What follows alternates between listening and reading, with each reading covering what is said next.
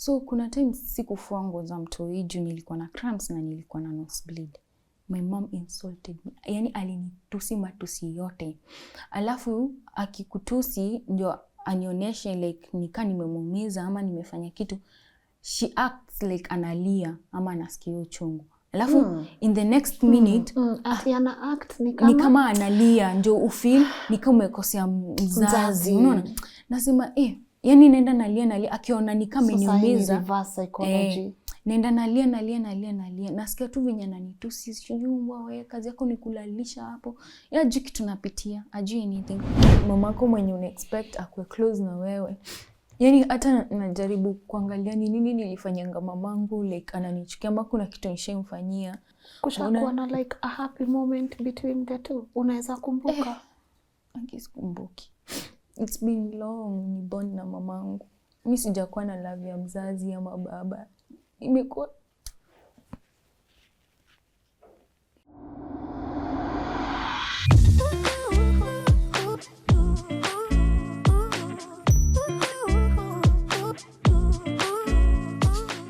Hello and welcome back to LNS. My name is Lynn Ngugi. Now, in case you joined us yesterday, you got to watch the story of Sama, aka James. Amani James, aka Sama. And guys, I believe you watched now you know his story, you know him deeper, and you've seen the kind of pain that young man has been. And I promised you on today we will get to also hear Becky's side of the story, her story as an individual growing up. How was life like for her, and how did she exactly end up staying with Sama? And guys, I really do appreciate the support and also the comment section. And I always say that this is a safe space for everyone. So for guys who are commenting and everything, I do appreciate that you are very cautious with your words, because if there's anything yesterday taught us is that words have power. So I'm about to let Becky reintroduce herself, but before I do that, wacheni nilipe bills and thank my people at Elegance Fashion Kenya for coming through with this outfit. Msijali, tumefanya hii episode the same day, so mtu asiniulize kwa nini sijabadilisha manguo, for giving me this amazing outfit, and I hope you guys like it. If you do, their contact details are right here. And now without further ado, allow me to let my guest reintroduce herself. Hi honey. Hi. How are you? I'm good. Nilikuwa nikuite mami nikajua nitaambiwa Lynn unaona kama Becky anakaa. Hata nikatumia jina honey for the first. Mambo. Niko poa. How are you feeling? I'm good. You're good. Hi, introduce yourself. So I'm Becky Austins from the Summers family. Yes. Najulikana tu kama Becky. Unajulikana kama Becky. So unaitwa Becky Austins. Yeah, Becky Austins. Na jina ya kwetu? Sina jina ya kwetu. Yeah, for real. So you're just Becky? Faith Becky Austins. Or your Faith Becky Austin. Can we acknowledge your first name, because your story is a story of faith? You're here because you've had some faith. Yeah. You're here because you believe that there's a better tomorrow. Cindy, I know you got to watch Sama. You were sitting right there, go through his story. How are you feeling? It was so hard kumsikia. Yeah. It was so painful. Mbona? Because na jaribu kurelate. Alafu ni vitu pia mimi nimeona kwa familia yao. So it was so painful. Like sipendangi akiongelelea. Because it brings so much pain to both of us. To both of including you. Yeah, I saw there was so much pain in you. But I met you guys last week. I remember there was so much pain in the boardroom. How are you today? Really, how are you? I'm fine. Si kama before. I'm just fine. Siwezi complain, because before I met you it was worse, but since I met you nikajua kuna mtu anaweza nisikia, I feel so good. You feel good. Let me ask you if you're okay. How old are you? I'm 20. You're 20. Yeah, actually my birthday ilikuwa 8th. Jana. Yeah, 8th of August, before election day. How did you celebrate it? Our story kuhusu birthday, they're very painful. So we don't celebrate our birthdays, including some. What do you mean? Okay, as for me, I lost my first baby 2 weeks to my birthday. So siku ya birthday yangu ilikuwa imebaki 2 days. So I was going through hizo vitu zote. And ya Sama, tukienda kucelebrate ndio mamake alimwacha. so we never got time. So every birthday yetu ikikuja inatukumbusha hizo vitu what happened. So mkaachana na birthdays? We don't do birthdays. Oh, okay. We respect that. We respect that. Nilikuwa karibu kutafuta keki. But we respect that. Sorry for that. Thank you. Have you got a chance to speak to your mom? No. Not yet? Not at all. Yeah, I don't want to assume everyone watching knows your story because some people will be watching you here on this platform for the very first time. So if you're okay, please take us through your story growing up mpaka tukafika kwa hii situation yenye tuko sahi. Okay, growing up, it wasn't so complicated. Issue ilikuwa I never had a father. But my connection with my mom, it was so nice. She was trying her best. So ilifika, unajua nikiwa mtoto, I wasn't so close pia na mamangu ile sana. Nile tunaongea juju and that's all. So when I got to Form 1, ukapata, because I passed in exam, class 8, yeah. So tukagrow na mamangu close, juu naenda Form 1, sijui vitu zingine.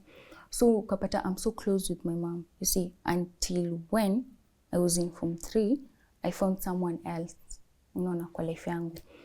So I'll never forget that day. Tulikuwa tumefunga shule, kufika home, napata a guy kwa nyumba mamangu. So the first thing I remember, I asked my mom, daddy ako wapi? You know, previously there was someone else. So me nilikuwa nimeshaanza kubond naye, but not that so much. So nikamuliza daddy ako wapi? Akaniambia ninyamaze. So I knew there is something inaendelea. So nikaenda kwa bedroom, ukapata naumia, like I'm not feeling so well. Mbona, why things are happening so fast? I find another guy kwa nyumba. So mi nikaka, my bro came, ukapata brathangu, nule mtu siwa story mingi. So I can't keep telling him, nini na happen. So me I kept quiet. After 2 days, because the guy slept, after 2 days, we were called kwa bedroom, tukaambiwa from now, henceforth, this is your dad. So the guy was Nigerian, hatumjui. So tukatry kufigure out, kwani walipatana na mama aje, walijuana aje. Okay, tuko 5. The 5th ni wa Nigeria. Okay. So tuko 4 kusaidia kwetu, 1 wa Nigeria. So tuko total ya 5. Yeah, 5. Yeah. Na we ni which born? Second born. Second born. Yeah. So bro yako ni mkubwa, alafu second born, alafu wengine watatu wafuate, yeah. So venye I found the guy, we don't know the guy, tunatry kufuata, walijuana aje, unaona. So wezi ingililia story ya mamako, we kept quiet. Si tukambiwa eti walipatana, wanajuana a long time ago. And previously, kuna kitu kaa hiyo tushaambiwa. So unajaribu kurelate uelewi kama mtoto. I kept quiet. Mi hata sikufuatilia hizo vitu. Nilikubali tu, isha happen. Alafu niko Form 3 na concentrate na exam juu exam inakuja. So ukapata at the first week, my small sis, unajua watoto wanaona, anakuja na niuliza, mi sipendi huyu mtu, mi simpendi. Mi nikamwambia hadi mimi nilimpata, hata mi simpendi. Unashindwa utaexplainia mtoto wako, mtoto mdogo aje, juu nika sister kangu kwa nyumba yangu. So I found it so hard sana, like me the first week siku feel like tunaelewana with the guy, because I remember that time I took my sister to school, iko concert technical, it's a boarding. Then kulikuwa na jam, kupata gari hapo ni ngumu sana. So my phone went off. Kufika nyumbani nilichapwa like umetoka wapi, ulizima simu, hakutaka ni explain anything. Nani sasa alikuwa anakuchapa? The Nigerian guy. The man? Yes. After mmejuana how long? After 1 week, kitu 1 week. 1 week? Ashaanza kukuchapa? Umempata home? Nimempata home. Mmekaa 1 week? 1 week. Umeenda umekuwa late? Umerudi home? Yeah. Ameanza kuchapa? Ashaanza kunichapa. Before akuchape, kuna conversation zingine mlikuwa mmehave na yeye? No. Nilifika nyumbani na alikuwa na hiyo nini ya kuwa baba, like anataka kunishana niye mzazi. So mi kufika nyumbani, I'm trying to explain to my mom, yashanirukia. You are lying, say the truth. Ulikuwa wapi, hii time yote umepass. Alafu iliapenio siku, I remember so well, kulikuwa na shida ya magari. So hata ni mtu alinisaidia nikiingia kwa private yake, nikafika vile nitafika home.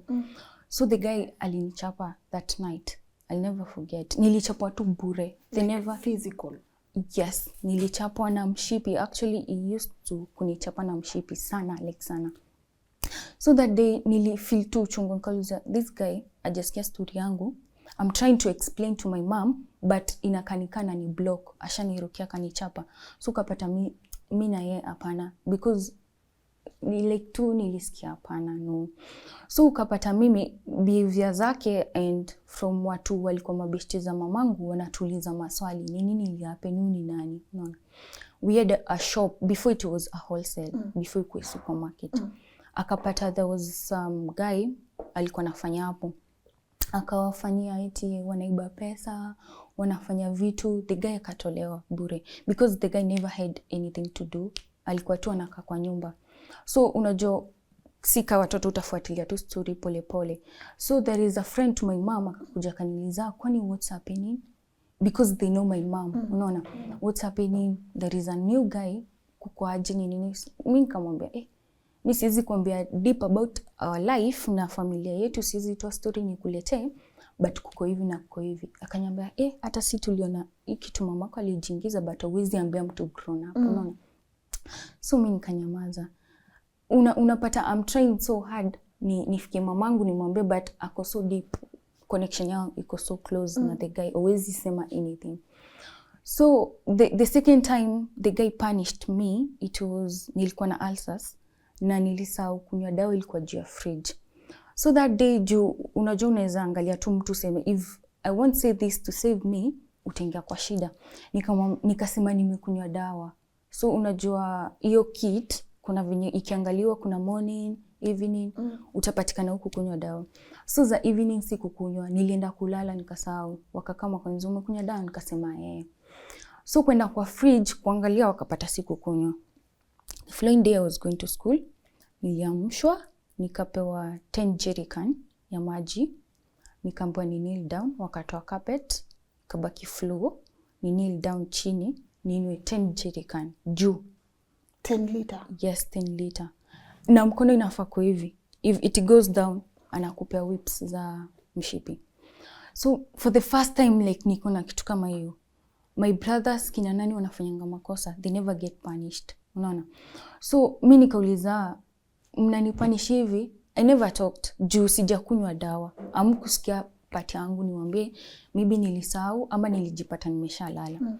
The guy punished me, anajua kesho naenda shule. Lynn, I stayed there.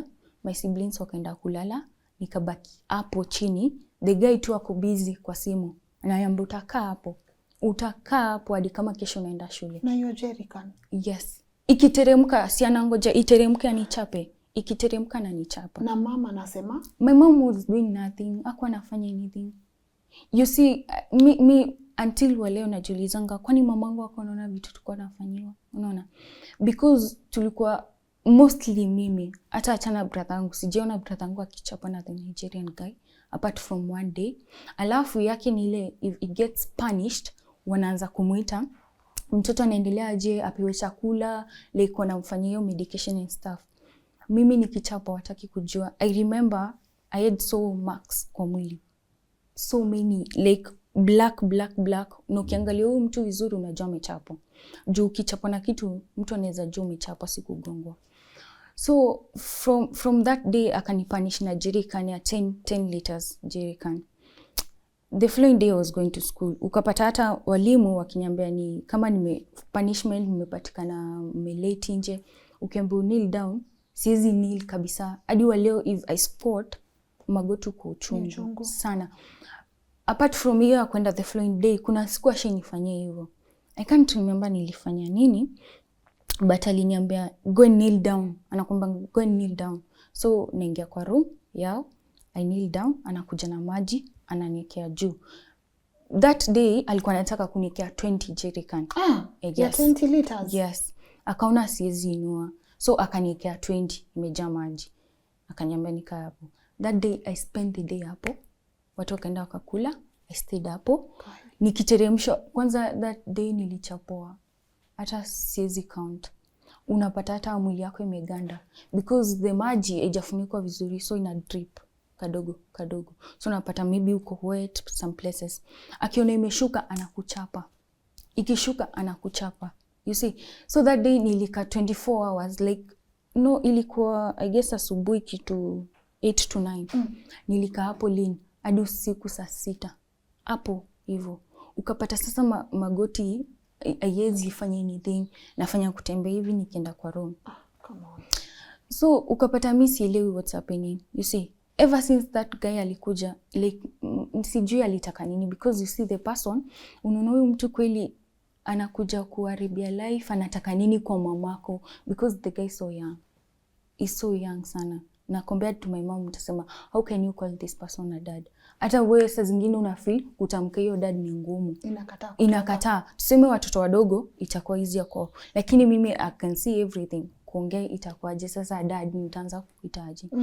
So ikafika point that ukapata nikienda kuongelesha mamangu, ashakimbia akaambia mamangu vitu. So kapata mamangu hizi nisikiza in any way. So by the time unafika kwa mama ako angry kabisa. Yes, hawezi mwambia anything. So the guy alijua, some people are telling me stories about him. There is a day I came and told my mom, unajua nini kuko hivi na kwa hivi. Ile unaguzia umbali. So hiyo siku ilikuwa siku ya anniversary yao. Mamangu akaniambia junior anniversary. Walishaoana? They got married. Actually hiyo siku ya form 3 I went back to school, tuka open I guess April hapo hivyo. Tukirudi before August hiyo holiday nikaambiwa tukuje pre-wedding. Nikatolewa shule. I missed my exams. Tukakuja pre-wedding. You missed what? Exams. Tukakuja pre-wedding yao. Nikauliza pre-wedding ishafanyika. Kidogo. After wamekaa for how long? Hawajakaa for that long. Like how many months? Seme if not 4 it's 5. Actually hata pre-wedding hizo vitu zilianza kupangiwa kitambo. Mimi nikauliza what's wrong, what's happening? Kwani lazima muone that fast? Mimi nikajiuliza ama this guy anataka kitu inaweza mkalisha Kenya, because Nigerians hawakubaliwi Kenya. Akishapata hiyo marriage certificate ni hivyo. So after August tukaenda pre-wedding. Nikarudi shule. Ukapata wasichana shule kuna kitu inaendelea na huyo day. Like ile wanakusengenya huko nyuma but you can't tell. I was feeling so hard because my mom hawajai kuja visiting zangu. Actually they have never hata hawajai kuja visiting. All throughout? Yes. And here you in form 3? Hapo niko form 3. Na hakuna mtu amekuja visiting? Hakuna mtu amekuja visiting? Siku ya visiting, the only thing mamangu alifanya niko form 1, alikuwa anatuma msichana fulani anakuja kuniona. So when hapa kutoka form 3 kwenda hivi hakuna kitu. So watu walikuwa like kwani mamako kujangi? Ikiwa ni any issue ina happen shule mamako yuko. You are a girl, hata afadhali mamako akuja at least akuone hadi kama ako busy aje. Okay. Mimi nanyamaza. You see? Na dad? Your dad like dad? I don't know about my dad. Sijui anything about my dad. I know nothing. Totally nothing. Na uwezi anza kuuliza. Okay, my mom she's the type of person. Uwezi enda ukimuuliza tu vitu ovyo. Because unaweza kukiongea the cup yenye iko hapa hivi akugonge nayo. Hataki kujua iko na maji moto, baridi, atakutupia. So ukapata it's so hard, connection yangu na mamangu imekatika. I can't tell my mom anything. So when nilimaliza form 4, mtu shule wase wanaongea. So after I don't know the wedding ilihappen iko bado form 3. The wedding tukaenda wedding yao ilikuwa fiti because we could see walikuwa na maisha tu zao. So mimi najiuliza hiyo wedding nani amefinance? Umesema Nigeria kwa job? No. Anamkanga anaenda kibarua? No, alikuwa anaamka kaenda kwa supermarket. Yeah. Ameshafukuza wale watu wote walikuwa hapo. Wenye nyinyi mmezoea. Watu hapo walikuwa wamefanya for how long? For long. Walikuwa wamekaa like hadi ilikuwa nika family kwetu. Like ni kama tunawaita brother. Ile watu wanaowafanyia kazi ile kabisa. For long. Mnakuwa tu family. So yeye kazi yake nini? Alikuwa na like okay, the story yenye nilisikia before venye niliambiwa my mama alikuwa kwa salon. So the guy was selling wigs zenye zimetoka majuu.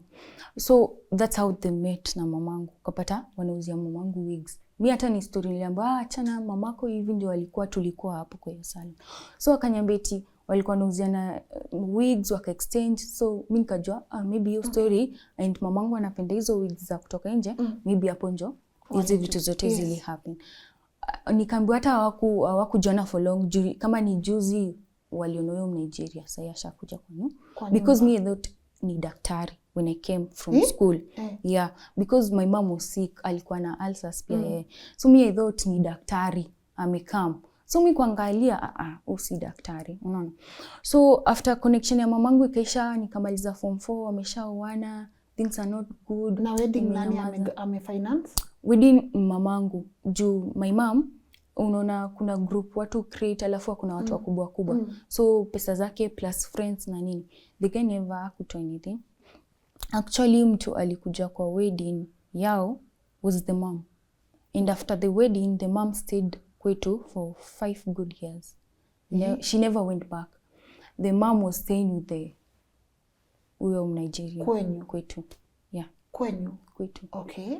So when after wedding, nikamaliza shule. After shule, juu nilikuwa nakaa kwa nyumba, mama akasema enda kwa shop. The reason niliendanga huko kwa super, the guy alipotea for 2 weeks. Ukapata ni alikuwa kwa shop, hakuna mtu, hakuna chochote. Nikamwambia mom, nizaenda kukusaidia, nikae huko ni manage.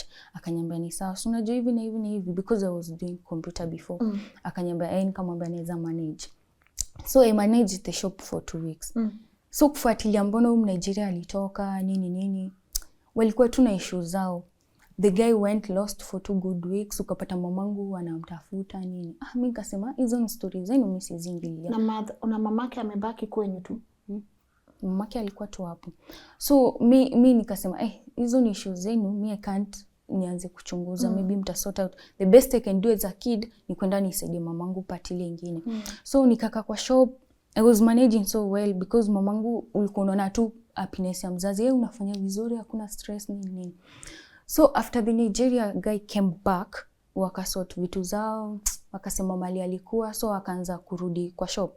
Ukapata ni kama tunafanya si wawili kwa shop. Sometimes na kuja shop peke yangu, I go back late at 11.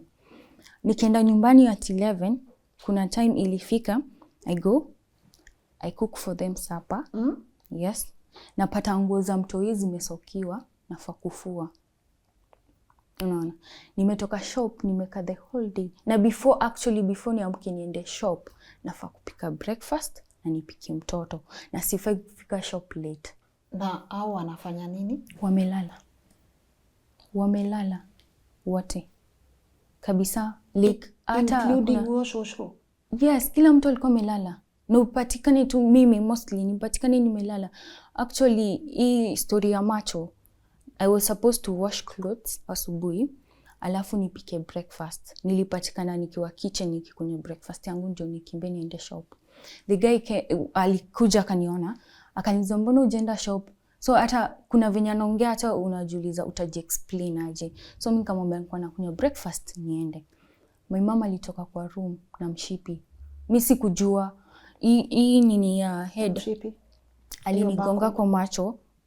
Siku feel at that moment juu anakuchapa everywhere. She doesn't care whether ashike anything, sufuria nini atakugonga nayo. So nikitoka nje na feel unajua ukigonga unazoona macho yako iko sawa. Nilienda kujangalia Lynn, nilitamani kulia. Na at that time naambiwa utaamka uende kwa shop. Hataki kujua. The guy went back akalala. Nikaambiwa niende shop. So before hata hizo vitu zote ziape nigongwe nini, I went to the shop after form 4. Kwenda kwa shop ukapata na manage, huyo the guy akaanza kusema eti na kuja job late, si concentrate na job, vitu haziko sawa. Yet the guy ananiachapo, yeye anaenda, sijui anafanya music production, sijui nini.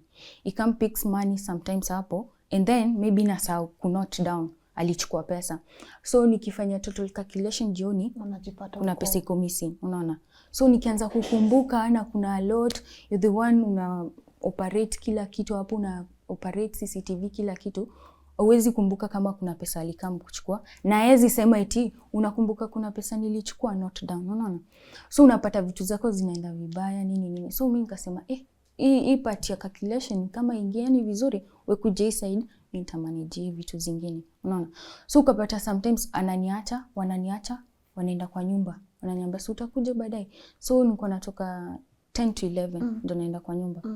naenda napata hawajapika, wako hapo, I'm supposed to cook, I'm supposed to wash, na ambiwa sijui kwa bafu kuna nguo za mtoto pia uoshe. Mimi nang'ang'ana tu naosha, unaona. So hiyo nyumba haya, do this, Becky, walk me through your schedule. Hiyo nyumba iko na watu wangapi? Iko na tuko 5 plus the shosh 6, my mom 7 and the guy 8. Mko na house help? Ni wewe tu? Before the house helps walikuanga the Nigerian guy, because kuna mwenye alikuwa ameletwa hiyo wiki akasema amepika chakula vibaya akatolewa. So the aim ilikuwa watoto wanafanya nini? These are big girls and boys, si wafanye kazi. House yenu iko na rooms ngapi? By then the rooms were 1 to 4. Yes. So wewe unaosha huko kote? Everywhere. Unawapikia? Kufua nguo. Unafua nguo za mtoto? Hata nguo zao. Alikuwa, there is a day remember, alitoanga nguo. Unaona venye mtu anatoa nguo, trouser, kila kitu, anamwaga hapo, akaacha hapo. Nikakuja kujiuliza, mwanaume ni madharau ama shida ni nini? Hadi nilikuwa na kakokona hivi nalia peke yangu. Nauliza mbona mimi nafanya hivi? Hawezi leta mfanyikazi. Everything hapo. When I mean everything, kila kitu alikuwa anaacha hapo. Wow. Kila kitu Lynn. Yani hata mimi na feel shame nikifua. Yani kila kitu alikuwa anachanga hapo. Na anafanya ile madharau, like hata akivalia nguo anatoa. My mom akipaka makeup nile ashajipanguza zimekwa hapo. I was washing nguo za kila mtu kwa hiyo nyumba. So alafu uende job? Anafaa kwenda job. Alafu urudi jioni saa ngapi? 10 towards 11. Na nafaa kupika bado 7. So before that, hata before hizi vitu zote zi happen, there is a day nilisahau kufungua shop, nikaenda late. So ikafika a supplier alikuwa anataka kuleta kitu kwa duka, akapata imefungwa. So akacall, akasema hakuna mtu kwa shop. Mamangu akauliza hakuna mtu kwa shop aje? The Nigerian guy ashatoka kwa nyumba akakuja, ameningoja hapo. Immediately kufika nilislapiwa mbele ya everyone. Alinichapa kanyamba, panda pikipiki rudi. That day nilifungiwa kwa room, in extra room. Nilichapwa. Sizo umeshafika kwa nyumba umeshamwagiwa maji. Nilichapwa na kibuli ya stima. Mwili kaganda, nilichapwa, nikachapwa. Hadi that day walinitia polisi. Eti mchukue mtoto atoke hapa. Yani nikauliza, juu nimechelewa kidogo kufungua duka mnanifanyia hivi. Nilichapwa, nikachapwa. Mwili yangu before ungepatana na mimi, ungeona tu nilikuwa na black marks kila mahali. So mamangu ako hapo, kitu ilikuwa inanipain, my mom she was there, but angefanya anything. Alikuwa anaacha na afungiwa na chapa. Mimi nikauliza, hadi kama unapenda mtu aje, uone watoto wako wanapitia. So pia the guy akapata hiyo kiburi ni hizo, like I can do anything, mama hawezi nifanya anything, unaona. So after hiyo kuchapwa nikaitiwa polisi, ukapata kuna vitu tu mob. Because my brother alikuwa na simu, and then the guy said nikimaliza form 4 sifai kuwa na simu. Eti according to tradition yao, the second born afai kuwa na simu before the first born. Ini tradition gani sasa? Sijui. So mimi nikauliza ningoje brathangu ashamaliza shule, juu mimi nilishapita brathangu alirepeat. So mimi nikamaliza shule mbele yake. So after nilimaliza, you know, mimi nafaa kumaliza nipewe simu, maybe kwanza kuexplain nini. Wakasema sifai kuwa na simu. Alafu when my results came, sasa nataka simu sasa, nafaa kujua vitu za university nini. So I had to use my mom's phone kuangalia results. So after niliangalia results, I got a C minor 2. Nikaenda kwa mamangu nikamwambia, mom, alafu upate form 3, form 4, I had struggles because these people kept fighting me nini. Saa zingine nachelewa kwenda shule, kuna maishu, siwezi sema, nikipiga shule, simu nataka pocket money, kuna vile unaweza jibiwa, hata wachanye tuna nayo. So after I got a C minor, my mom alikuwa tu happy. Vizuri akaniambia, umejaribu uko tu sawa, I know ulikuwa na vitu mob, ugonjwa nini. I took to the guy, aliniambia, supeleke babako. I took to the guy, nikamwambia, mimi nimepata hivi. The first question ilikuwa, is it a private ama a government school? Alafu venye anakuuliza ni ile madharau, unaniletea nini? Unaniletea nikufanye? Nikamwambia sijajua bado. So me I just walked away. So from hapo ukapata mamangu, me I don't know where she changed. Ukapata she was so happy. The next minute, even ndo mamangu kuwa mnaweza ongea kitu, the next minute tushangaa shetani ametoka wapi. So that time my small sister anakuja na niambia, mama anasema ati unaringa huku ulipata C minor, eti sijui umeitwa technical, unaringa huku umeitwa university. That huyo ni small sis wangu. Hata akikuja kuniambia na feel so embarrassed. Because I was cooking hadi chakula nikipeleka mamangu. Anasema sitaki hizo machakula zake. Chukua urudishe huko. So hawa wadogo wanaona vitu nafanyiwa. So pia wao wataanza kukumok saa zote. So mimi niko naenda najiuliza kupata C minor, kwani nilifanya nini? Mbona wananichukia hivi? Unaona? Even before hata I met Sama all that. Actually Sama alikam time vitu ziko mbaya zaidi. Sasa zenye hata sina anyone. I grow up kama si explain shida zangu kwa wazazi wangu. I just kept them. So mimi niko nasema mbona ni mimi napitia hizi. And then brother wangu ako so close na my mom. Unajua my bro alipata hiyo hiyo kujisikia sana because my mom anytime ukimwambia story ya brother wangu anasema yeye ni firstborn, just respect him and what. Ukijaribu kumcorrect ni firstborn, achana tu na yeye. Kama imagine bro wangu mkubwa mwenye anafaa kunielewa atongeleshani, yeye ako saidia mamangu because ako so much favored and it's true. Ukiona venye mamangu akinihandle na venye handle the firstborn, it's totally different. There is a girl mwenye alikuwa ananisaidia kuapply vitu za university. I never knew anything, sikuwa najua. Nikamwambia juu wewe unaishi na my elder sister wako, wanajua hizi vitu, nitakuwa nakutumia details zangu, unajaribu kuapply. Mamangu hakufuatilia anything. After nilimaliza form 4 hakufuatilia anything. Walikuwa wananiambia tu you are such a failure nini. It came a point nianze kufikiri hata mimi nikitoroka sikujua. Ilifika tu mwisho Lynn nikasema no, it's no, I can't take it. Sasa hizo nilifika kwa nyumba nikapata mamangu kwa gate. Ameniongoja vizuri sana. Kumbe the guy came akasema hii simu yenye nilikuwa na nyuma, I went nikasave money nikabuy simu. Simu iko eti ya anything juu mimi ever since mamangu alikuwa amekata mambo ya boyfriend nini hizo vitu zote, I respected that. Simu, I bought simu, at least ni feel. My brother kuna simu, mimi sina simu. Will you buy how much? I can't remember. But it was around 11 to 15. Hapo. So mimi nikabuy simu. So ukapata I'm communicating with my friends once I even nitengia shule. So that night Nigerian guy aliona nikiongea na simu. Me I don't know because nikifika nyumbani niliambiwa ati kuna mama walimpigia simu ati anaonanga vitu akasema hivi na hivi. But when I went back home ya juzi ndio nilijua what happened then. Kufika nyumbani mamangu ananiambia leta hiyo simu, ashani search kila mahali. Nikamwambia mimi sina simu yote. Hiyo simu iko na rafiki yangu ameniwekea. Lynn nilichapwa na a hood. Ilikuwa so big. Niligongwa mguu. Nilikuwa na alama kubwa and then nikaanza kufura. Akaniambia toka unipeleke mali huyo msichana anaishi. So we went with my mom. Wakaanza kunitia makarao, wakaniambia wewe tutakufunga because every time ukifanya mamangu anything, mamangu hajanitia makarao ya kwanza ama ya pili. So after that time yenye akanitia makarao nikiwa nikitoroka, there is a guy aliniona nikichapo, akaniambia the best thing unaweza fanya because my mom alikuwa amesimama hapa, alafu singemkaribia juu atanichapa. I was somewhere here and the guy alikuwa huko kwa bakery. Akaniambia utabidi umetoroka. Kuna nini inatoka inapeleka mikate, we pita tu we uende because venye tunaona scenario iko hapa uta make it, utafungwa ama atakuchapa kufanya anything.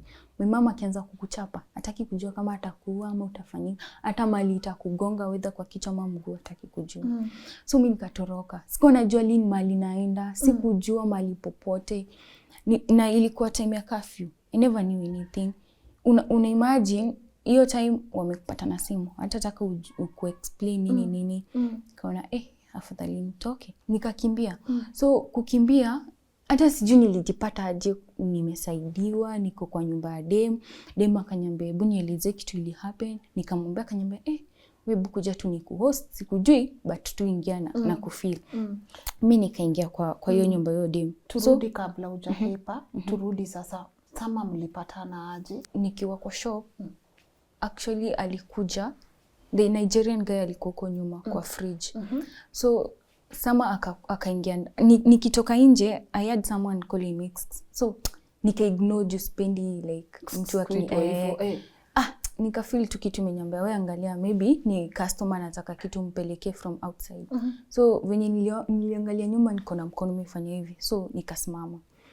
Kukuja mi thought ni customer. Akaniambia kuna hiyo app, kuna hivi, nikamwambia hebu tuambie hiyo story ya Netflix ulidanganywa aje? Aliniambia akona app ya Netflix yenye mtu anaweza watch movie alafu sijui you can't pay or something. Sikuelewa. That's why I gave him my number. Nikamwambia hii story tukiongea hapa the Nigerian guy ataniita nize nani huyo, so atadhania ni kijana maybe chali yangu ama vitu kama hizo. Nikamwambia chukua namba yangu, you'll tell me more kwa simu.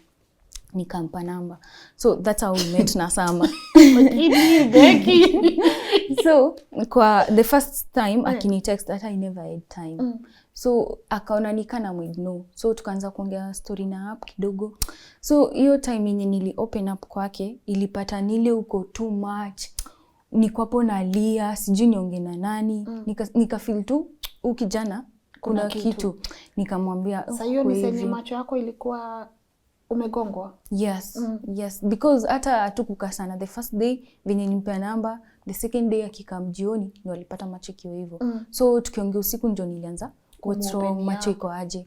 So nikaanza kumwambia kulienda hivi. Actually pain nilikuwa na feel ya macho and then people wanakama wanaona huyu msichana amechapwa na wadanganya niligongo. Nikamwambia kuko hivi Sama, kuko hivi. So nikaanza kumwambia vitu zangu pole pole. So actually tukidate na Sama, alinidate kama changu kwa imefura. Like not the me. Ilikuwa so nilikuwa nasema sasa kijana alinipenda jia macho ama. Sasa hii date yenu ni nini haswa? Hii mkidate ni kuongea kupatana asubuhi. Tukipatana asubuhi na Sama, you know me, I have never stayed with my dad. I've never had something close na my mom. Hatujakuwa hivyo kwa job. Alafu hizo kelele, the Nigerian guy came in. So venye nilipata Sama, sijui ni nini, I felt hata ako more of a brother. Because alinichukulia tu so easy, alikuwa ananielewa nikimwambia hivi na hivi. Hata before niambie vitu za kwao, mimi nilikuwa namwambia. Tulikuwa total strangers but tukaanza kujiona pole pole. So venye nilianza kumopena pia ukapatana nielewa. Unajua uwezi meet a guy alafu ushamwambia mashida zenu, unaona hata niweza kutoroka but yeye alinielewa. Akaniambia kuko hivi na hivi. Me honestly mimi nakupenda. Nilianza kukuona ever since kwa hiyo duka. So kuku approach ndio shida. Seti the first day ndio nilipa namba. Yeye alikuwa ashaniona but me uko na stress hata wavulana wafikiri hata huko unatafuta to peace of mind, unaona. So Sama ukapata kuna ile una feel hata ukipewa stress kuna mtu ako mahali anakuambia usijali vitu zitakuwa poa nini. So nikapata Sama tuko so close, tumebond kabisa. So the moment nilitoroka home, actually alikuwa the second person nilimcall na ni yeye alinisaidia. Out of the girls walikuwa wananiambia mimi niko huko, kitu yenye naweza kufanya ni hivi. But yeye alirisk. Alikuwa na exam. Hata sijui kama alifanya hiyo exam. Sijui nikaa alifanya akanikujia juu alikama mapema. Akaniambia mimi sikuelewa. Namuuliza tunaenda wapi? Yaani ushaona mtu mwenye ako so ready, ajui mali tunaenda kuangukia tuanguke tu hapo. So yeye akakuja akaniambia kuna mwangu, nikamwambia mimi nilitoka home kama sina chochote. Mimi hata I was so scared that nilikuwa natafuta mtu ako close na mamangu mwenye naweza enda kukaa na yeye hata before hizi vitu drama zote zi happen ndio ni decide kwenda na Sama. Kama naweza rudi kwa mamangu. At least anisikize kama kuna mzazi mwingine atamuongelesha amwambie asikie tu. Ulijaribu kumcall ama kumtext? Yeye ndio alikuwa ananitumia hizo vitu matusi nini threats, sijui mali usione uko mbali. Alafu unajua uchungu yenye anaiweka ni pia Nigeria. Ilifika ile point sasa wako timu moja yeye na Nigeria. So after when Sama alinikujia, unajua mimi nishaambia Sama venye nafanyangu manguo nini. So imagine unafulia mwanaume vitu hata ufai kufua. You see? So mimi na feel mbona mimi nafanya hizo vitu zote. So kuambia Sama kanyamba wewe mali tu tutaenda 22 hivi wewe tuende tu. Juu ilikuwa first time yangu hata sijui Nairobi sijui nini because tumelelewa ile maisha tumefungiwa. Kama ni kutoka nje mnapelekwa na gari, kama ni supermarket mnadropiwa, mnachukuliwa mnapelekwa kwa nyumba, shule, boarding, bla bla bla, hizo vitu zote. So mimi sikuwa najua Nairobi. Maybe najua tu places different. Kutembea Nairobi sijai. Sama kanipeleka kwa hostel yao. I was living with a group of boys. Niko hapo tu. Yaani uko hapo, uko sawa. For the first time umetoka nyumbani, hujui chochote, hauna hata any clue, hujui. Na mimi sikuwa na marafiki. Si hadi hostel kwa hiyo nyumba mabati. Juu singeingia shule kwa wao tulale naye. So mimi niko hapo like sina mtu link, sina mtu, hauwezi shinda kuambia mtu mashida zako. Unajua watu watachoka. So mimi niko hapo na chali yangu. Actually ni yeye like alikuwa so ready to take in everything that was happening. Hapo sikuwa nimejua hata familia yake, vitu anaandago nini. Story mob nini. Sikuwa nimejua. So tukiendelea kuishi ukapata ana open up. Zingine ulikuwa unapata na cover, hizi shinda kunyambia vitu za kwao. Kuna time Sama alikuwa mgonjwa. Tumepitia na Sama. So nilikuwa anaamka tunapika chai ya strong tea, ananiachia maybe donuts, anaenda shule. I stay hivyo.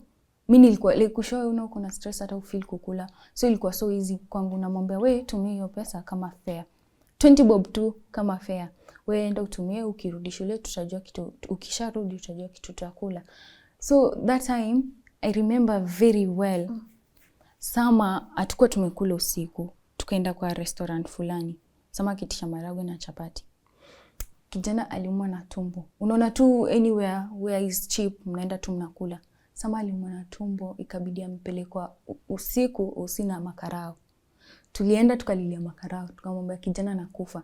Anapigia mamake simu, anamwambia nakufa. Anaumwa na tumbo hadi unaona anafanya yeye. Nikauliza kwani kijana alipoisoniwa mashida ni nini? Tulienda tukaomba makarao. Ilikuwa hiyo time ya kafu tukamwambia kijana atakufia hapa. Tupelekeni hospitali. Wakatupeleka. It was the first time niliongea na watu wako. Dada yake, mama yake. So ukapata nikawa ananielezea venye hapo ndio tukaanza kubond na wao. So Sama like that time hatuna chochote, hatuna anything, tuna survive tu juu ya Mungu. Tukaenda hospitali, hata sijui venye bills zake zililipwa. Unaona? Tukatoka OC, so ukapata life ni ngumu, like mamangu anatutumia threats. Najaribu mimi mwenyewe as venye mamangu alikuwa bitter hivyo, nilikuwa na mcall, namwambia hello mama, nisikie tu kitu atasema.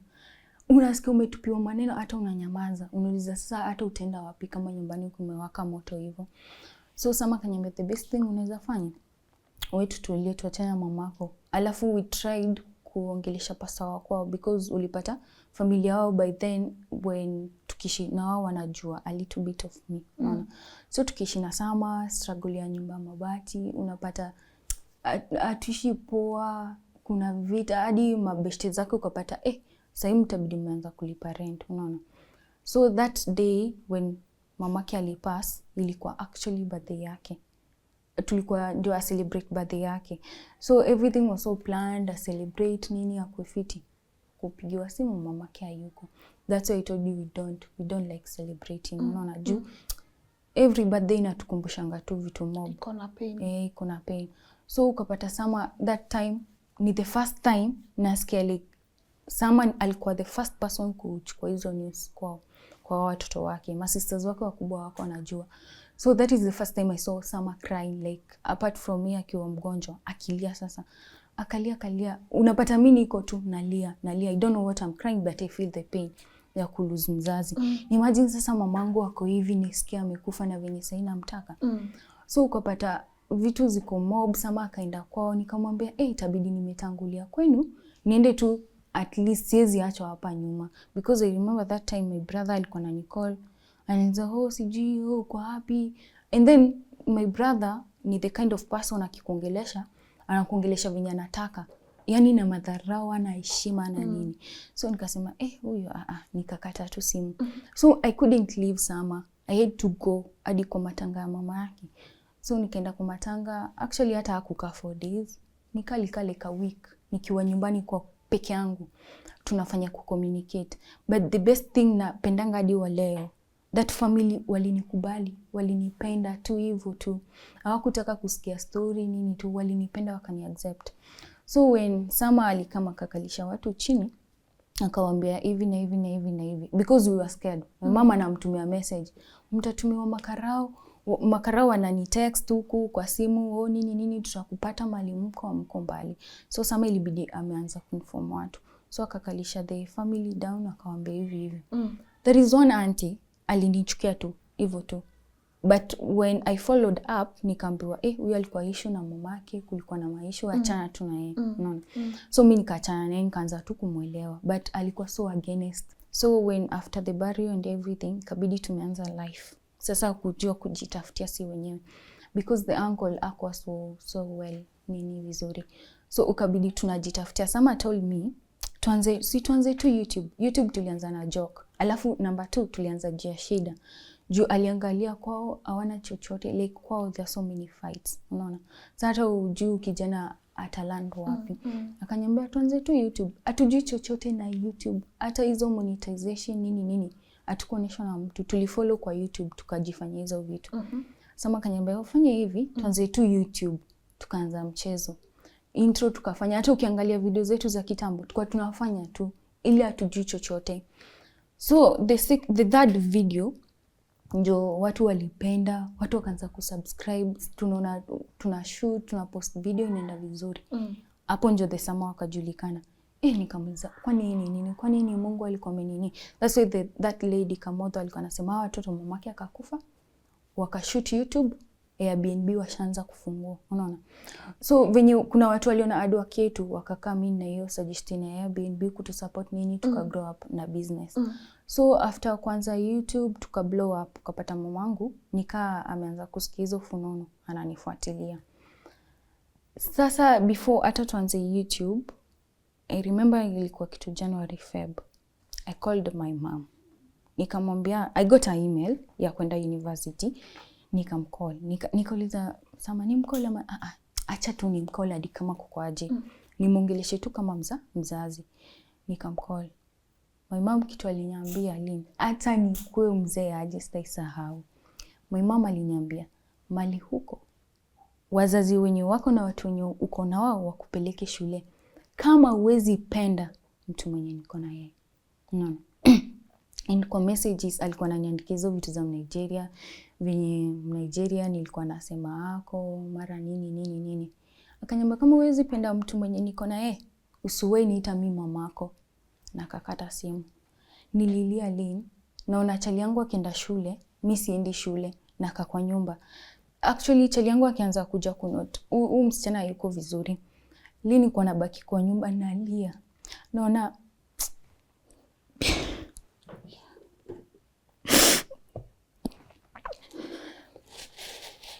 niko naona mabeshte zangu tukua tunasoma na wao wakipost venye wameingia shule, university, nasema na venye niliwaka niende university, hadi wenye walikuwa nyuma yangu walipata maybe madini nini. Kuna venye unaweza enda university nini ufanye kitu yenye ulikuwa unataka. Imaanisha ilikuwa nataka kufanya story na airport, unaona. I really wanted nikwe tu yes.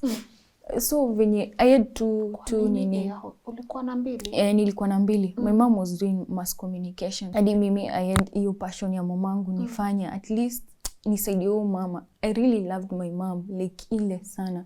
Juu before I saw what alikuwa anapitia until this guy came in. My mom was so good, unaona. So after hapo nikasema it's either nifanye mass ama nifanye juu mamangu ako na connection nitapata job haraka. So venye naona watu wana post like unafeel pain, so watu wataanza unajua tu shule. Anaamka mimi mwenyewe ndio niko naamka na mtayarisha na mpangia vitu zake vizuri. So mimi nabaki kwa nyumba nalia. So nikakuja time fulani ukapata Sama anani note, msichana yuko sawa, unaona. Juu hiyo time alikuja mapema, alitoka shule mapema, akanipata nilikuwa nalia. Akaniambia mbona unalia? Nikamwambia babe, mimi naona watu wakienda shule, mimi na feel pain hiyo shame nini. Na sikupita, unaona, nilipita. my other subjects ziko na grade fiti. Zenye nilifail nizi zingine zikateremsha grade yangu chini. So mimi ikafika point ukapata nachoka, nalia tu, namwambia Sama hapana, uwezi kuwa unaenda shule, mimi nabaki hapa. Akaniambia the best thing tunaweza fanya basi ni hiyo YouTube.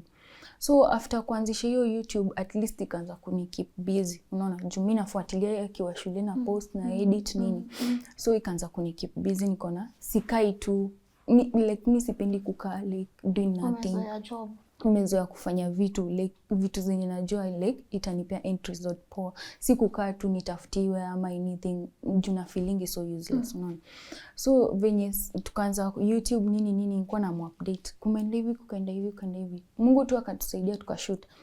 Tulikuwa tunatoka nyumba, siwezi sema distance, but it was so far kufika shule kwa. Tuna walk, tunaenda ku upload video huko. Kuna wifi. Kuna wifi shule. So there is a day Sama kaniambia acha tuweke tu TikTok tuone itakuwa. Nikamwambia sawa.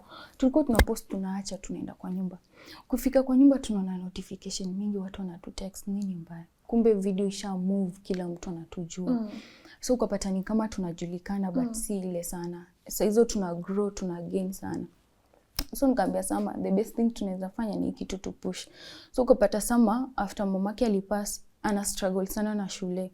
Juu uncle yake hakuwa poa, hakuwa anatusupport, tunafaa kulipa rent, tunafaa kubai chakula, hizo vitu zote. Na akitumiwa pesa, si eti alikuwa anatumiwa pesa mingi, ni pesa hata hizi tufanyia kitu juu unafaa kurefill gas, kubai hizo vitu zote. So nikamwambia Sama we tupush tu YouTube. Sama ikabidi amedifa shule. Juu pia kudifa kwake ilipata ana struggle sana. LB kikuja kuna rent, kuna hizo vitu, akasema acha tu ni defer, nitakuja kurudi shule. Nikamwambia basi YouTube si ndio hii. Juu from before tuko nasikia YouTube iko na pesa. So nikamwambia kama iko na pesa acha tujisukume. So after Sama kudefer kupata huyu auntie yake ako, ukijana ni mjinga, aliacha shule, mbona ameacha shule, rudi shule. Akumuita kamuliza sababu yako kutoka shule ni gani? Alafu Sama kuna time alikuwa rudi shule. Venye YouTube ilianza kunini, alikuwa rudi shule. Nikamwambia unaweza rudi shule, at least push na mimi nikuje kuingia sisi wote the same time ita cost. So auntie yake ukapata ajemuuliza. Sama alikatanga kurudi shule juu dadake, kuna time dadake alikuwa anaenda kufanya exam na hawako na do ya school fee, balance ilikuwa imebaki. So the girl couldn't do exam kama haijamaliziwa. Ikabidi ametoa savings zake, akasema story na shule na dadangu anaenda kumaliza, si afadhali to hustle, at least hata akitoka ajue kakake ako pale ana push, unaona. Juu ashatoka nje, ashajua ku hustle. Msichana atakuja kufanya nini huko nje. So ukapata Sama akacha tu story ya shule, tukaingia story ya YouTube na Airbnb. Ukapata mamangu ameanza kusikia fununu zetu. So my mom alikuwa anani text ile ya, kuna time she told me the first time mamangu alinitext alinitisha 50,000. Na hiyo time hatujapata hata pin sisi wenyewe. So nikamwambia mom hata hatujapata pin, akaignore. So unaona ile like nikana kujaribu kama utampea. Nikamwambia chali yangu, kwani mamangu shida yake ni nini? Ananitisha 50,000 ajue venye tumekuwa tukisurvive. Lynn tumestruggle na huyo kijana. Kuna time tulikuwa tumepika food usiku, akakula breakfast, akaenda shule. Unajua kikula, mimi siwezi kula yangu breakfast. Nitatulia ikienda lunch ndio nikule. So hiyo siku nilikuwa nasikia njaa, sasa nikakula.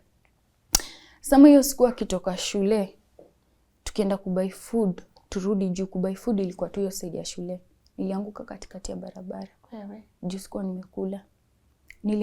Kitu tu ilinishika nikaanguka. Unaona? Na siwezi shinda kwamba chali yangu nasikia njaa.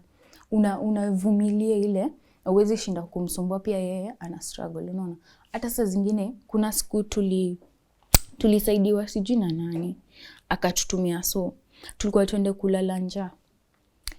Sitaisahau kitu Sama alifanya. Sama alikuwa ananiambia guy tunaenda kulala hivyo. Mimi nikamwambia niko sawa tu, tulale tu. Singemwambia nasikia njaa, nikamwambia tulale tu. Hiyo so ilitumwa. Nikajua hadi I have that recording kwa simu. Sama aliamka akaenda kabai mkate. Akakuja akatengeneza strong tea. So mimi namwangalia na feel ile pain. Na alia anasema ama nilikuja kwa life yao kijana juu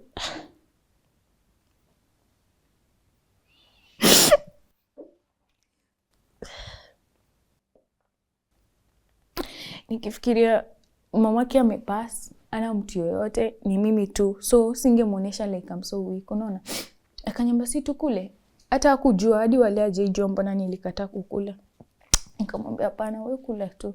Nikamwangalia akikula, nikasema Mungu, kijana amenisaidia sana.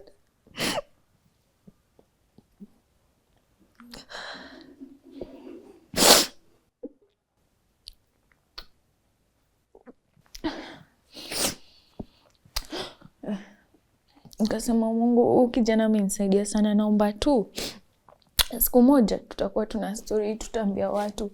So tukalala. Like mimi nasema nikianza kupanda siku yenye tumelala kama tuna food. Ni mob sana. But sasa hatuwezi ambia watu, we never had friends. Like sisi hatujazoea hiyo kukaa tukishinda kuambiana vitu because we think tutawaambia mwende mkaseme. As much as tulikuwa tunajulikana, we are going through hell. Unaona? Hauna mzazi, una nini. Alafu tena kama kuna time tumeponyoka, maybe tukule nyama ama tukule poa, hatuwezi feel tuko sawa because of kwao. Unaona? Unafikiria watoto. Mimi nimeona life yenye umeishi hawajeni feature anything like wanapitia because the stepmom ana fight kabisa. Hata unapata saa zingine watoto wana food, so anatukol niko na brother wangu kwa Nairobi, bibi anaweza kuwa na do. Alafu anajua tuko YouTube. Namwambia hatuwezi wanyima, tugawane kama ni tu, so acha watumie, so tubaki na so yenye tutakula, acha tukule hiyo. Ukapata tumeishi kustruggle. Mamangu sasa akaanza kutusumbua, kuturudilia tena. So hata venye Sama alikuwa anasema every video kwa YouTube hatakuwa tunafanya tukiwa sawa. We have gone through a lot. That's why I'm telling you, sipendi mimi hata kusikia birthday yangu ikisema mali because unajua venye nilipata ball, hata sikuwa nimeshtuka ama anything. Unaona? Ushaona for the first time umepata ball but you feel tense anything. Nikamwambia chali yangu, unajua niko na ball. Akasema kai, ukweli? Yani alichukulia so positive, akasema simply because mamake hayuko, huyu atamweka kama mamake, whether kuje kijana ama kuje msichana. Nikamwambia I'm so ready. Juu mimi sikushtuka Lynn. Nikamwambia mimi niko ready. I know we are so young but Mungu ndo anajua. Unaona? Lynn, hata ilikuwa siku birthday yangu, hiyo siku tulipata accident but ikuwa that serious because nilikuwa nimekaa nyuma, then hiyo tukagonga pila, hiyo kioo ya huko nyuma yote ikamwagika. So mimi sikujua niliumia. Unaona? Juu chali yangu alikuwa mumu uko sawa because mwenye gari ya nani ya besti yetu. So akagongesha kwa pila, kwa milioni hiyo pila, so ikabang hizo maglasses nini, tukaumia, kuna nyalumia. So after hata tukukaa sana, I lost the baby. Unaona? Alafu ilipata mamangu ametupea pressure juu kuna time alitu-call. Nilimcall nikimwambia James anataka kukuongelesha. Akaniambia ananiongelesha kanani? Unajua mimi niko najaribu venye mamangu atakam close juu najua alikuwa anajua niko na ball. Na ilikuwa how old? If 2 months, 3 months, tuseme tu. Yeah. Alikuwa anajua. So nikasema juu Sama aliinsist, sawa maybe anajua but wewe mwambie wewe mtu mwenyewe. Nikamwambia sawa, nikamcall. Nikamwambia James anataka kuongelesha. Kaniza James ni nani? Ananiongelesha kama nani? Unaona? Nikamwambia alikata simu, nikanyamaza. Akakata simu. Nikalia, nikamwambia nimeishi tu na chali yangu nikiwa tu traumatized. Amekuwa tu hapo tu akiniambia usijali vitu zitakuwa fiti. So after hizo drama za mamangu, then the accident, ukapata tuko na so much pressure, hatujui story ya mtoi, tulikuwa tuna expect mamangu ndio atakuwa hapo kwetu. I remember the time niliambia Sama ati nimepoteza mtoi, huyo kijana alilia. Break sana juu alipoteza mamake, na so tulikuwa tunadhani mtoi akikam maybe italeta mamangu close, like aone huyu ni msichana wake hata msaidie. Unaona? So haikuwa happen, mtoi akaenda hivyo, so ikatu break. Actually ni drain mbaya sana. Nikamwambia Sama, kwani hizi vitu zitakuwa zinatuapenia? Juu mamangu, I remember there is a time alini text akatuambia sijui watoto wenu sijui nini hata iona mbele. Kabidi hata tumeanza kuambia pastor wa kina Sama, my mama anasema hivi na hivi na hivi na hivi. The pastor told us ni ombeni tu, ombeni jua mwezi jua ni nini kwa pambeleni, because tumekuwa tukistruggle sana ever since.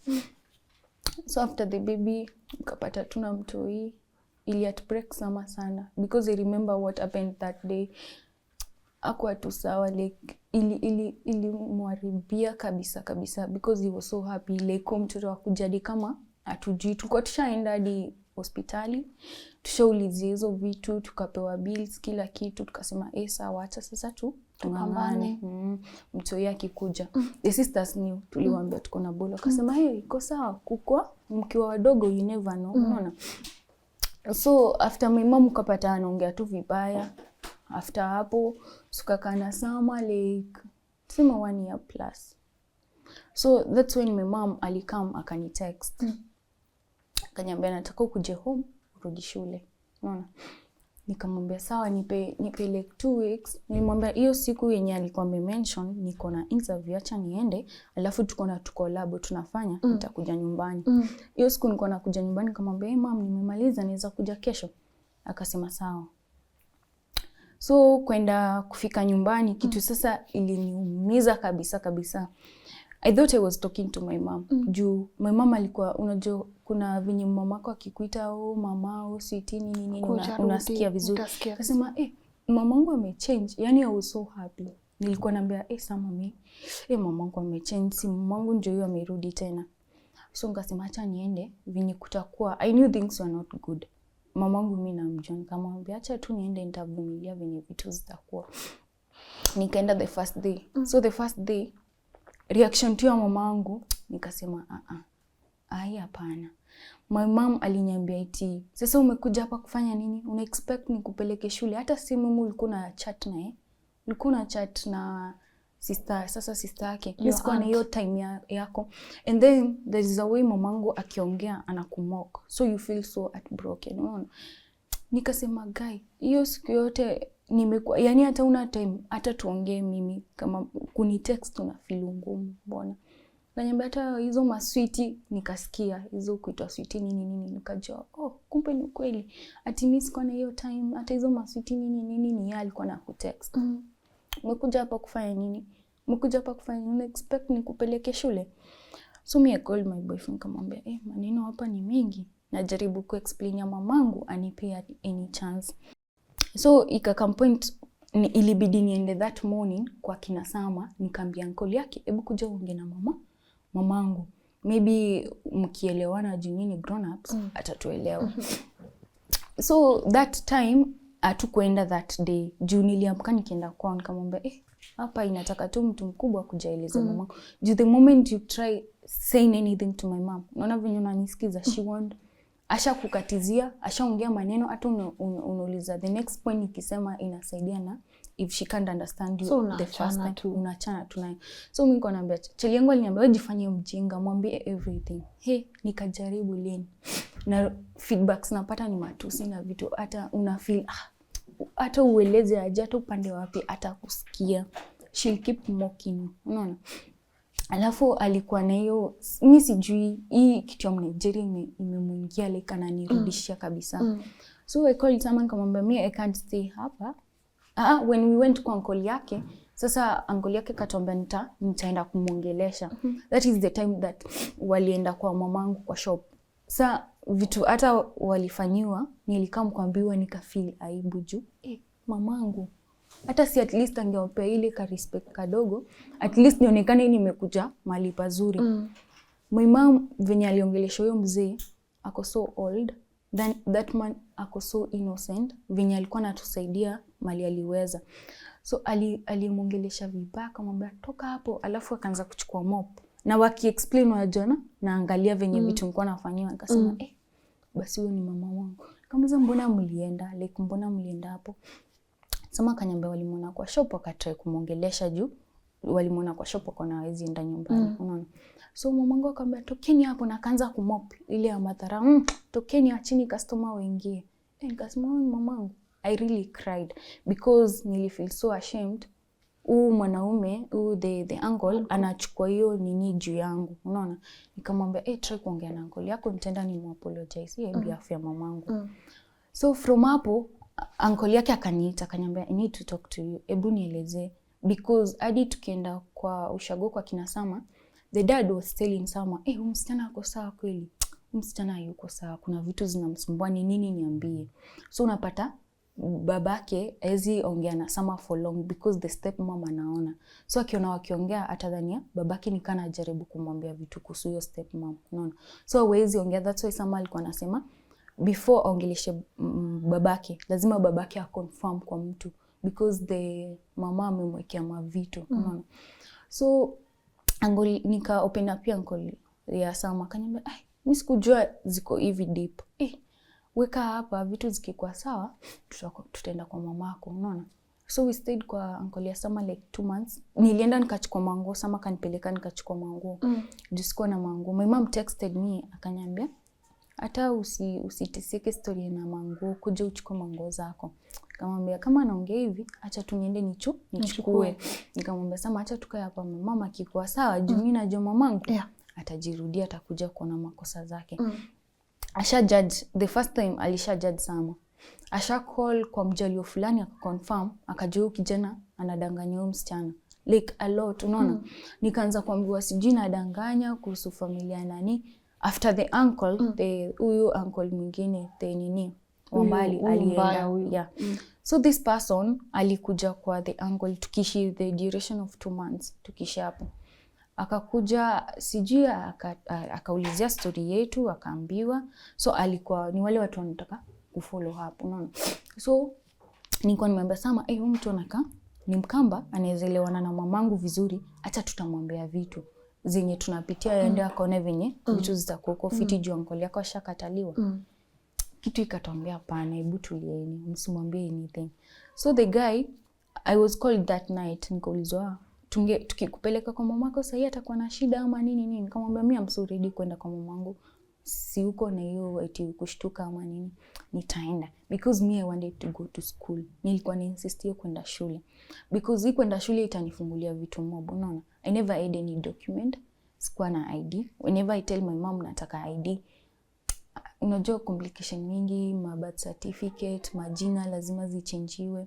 And if I tell her nataka kwenda job, kuna job naitiwa na nyamba umeshuko nje for 2 years, hizo vitu hujaimalizana nazo. So she keeps mocking me. So after the uncle akasema eti anataka kwenda kumeet my mom, nikamwambia sawa nipelekeni. So walikuwa wameniambia wewe enda, venye response yake reaction utatukol utuambie. So my mom alikuwa tu hivyo. Nikamwambia wewe fanyeni nini? Kujeni. So when the guy came, ukapata they worked before na mamangu in the same place but hawajai meet. Okay. But wanajua watu the same. So ukapata nikawa nashikanisha story. Wakaanza kuongea. That uncle aliongelelea Sama, nikauliza kwani Sama ni mwingine mwenye simjui. Akasema ati Sama alisimama mbele yao, akawasema hataki shule. Akasema huyu kijana ni mjinga sana. Yaani alisimama mbele yetu akasema eti hataki shule. Si anafeed mamangu vitu.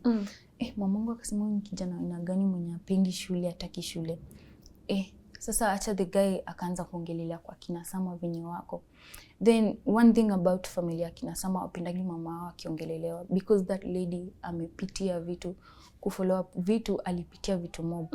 So whenever mama yao wakisikia mama wao amongelelewa mali, inawakumbushanga mama wao wanaanza kunikawa na mmon tena. So the guy akasema ukitaka vizuri toa msichana kwa hiyo kijana. Huyo kijana ni mjinga sana, like alikuwa na mtusi. Nikiwa tu hapo. I was told that day, chukua simu, nikaulizwa manguo zako zimekuja zote. Nikamwambia bado sija confirm. Ananiambia confirm nini? Sitaki hiyo maneno yako wewe msichana. Akaniambia chukua simu sahi, call that guy, whatever you have with him, maliza nini hapo. Hata kama ni break up ina gani, utachukua mtu amekaa 2 years, akupea kijana any chance.